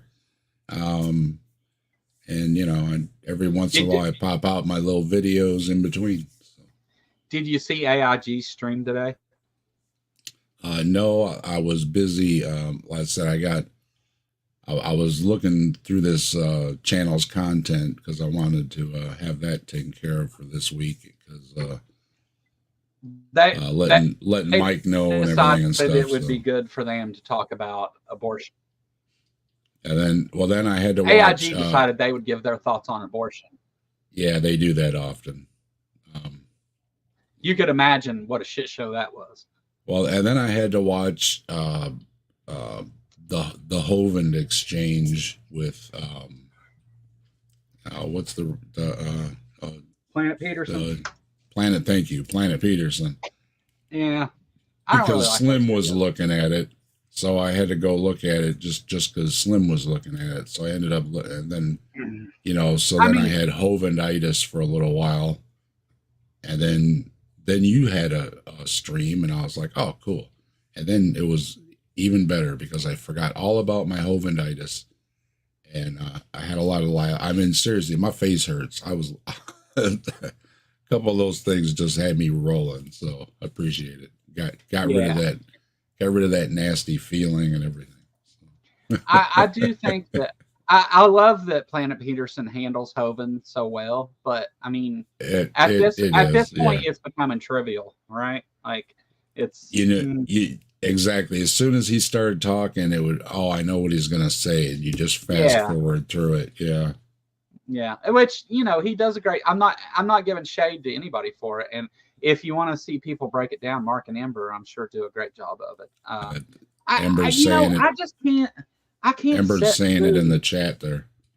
I can't sit through Hovind debates anymore myself. I mean, like they just they don't interest me in any way. It's not that I'm like it's not a I'm against it, don't talk to people, whatever kind of thing. It's just it's like like yeah, you already know it by heart, right? Yeah. Yeah, I mean, and also though I deal with a lot of the young Earth creationist stuff, so the things that Hovind's saying like don't mean shit to me. Like he's not even on my radar right now. I'm going to Ember says Mark and Ember are doing part 2 of PP versus Hovind on Saturday. Cool. Yeah. I'm sure that'll be an interesting look at it. And you can handle it, Ember. That's great. I just, I get Hovinditis. That's all. Yeah, that's the thing. It's like I get so sick of fucking Kent Hovind. It gives me the creeps. My skin starts crawling and everything. And but see, also you got to think. I just made remember I said it took me a long time to edit those shorts where I made the beeps of him making fun of him and stuff. So I've already had to set through a bunch of his seminar and shit. Then you got to repeat over and over and over while you're editing. Fucking words. Yeah. Oh man. Yeah. So that it's not that I'm hating on covering Hovind. It's just that it's like, oh damn, dude, I'm kind of burnt out on Hovind at the moment. I'm gonna do one of those with some politicians, I think, though. There's a non-zero chance Eric might join us. Okay, cool. Yeah, that's awesome. I'm all for people. I love that you and Mark are covering that because you guys do a good job of breaking down what the problems are and talking about. You all do a great job of it. I'm all for it. I'm not against you doing it. I'm just burnt out on Hovind is all. Like I said, also I've been hanging out with a group of people lately that cover Hovind a lot, and so I've seen a lot. Hovind has been involved in a lot of things I've been doing lately, and I'm not any more inclined to debate me. That's part of the thing with doing this Saturday night at the Atheist. I'm looking for stuff that's a little smaller channels, not the same old. I mean, their arguments might be similar, but it's not the same person saying them. So I'm doing a lot of shopping around, and we're trying to be civil and nice, not make it personal or anything like that, but taking a look at and anything that is atheist related, we're gonna be looking because it's Saturday night at the Atheists. Yeah. All right. Well. Everybody come join in. Joe, you come join in. Everybody come join in. We'll have a good time. Yeah. Thanks for coming, everybody. Peace later.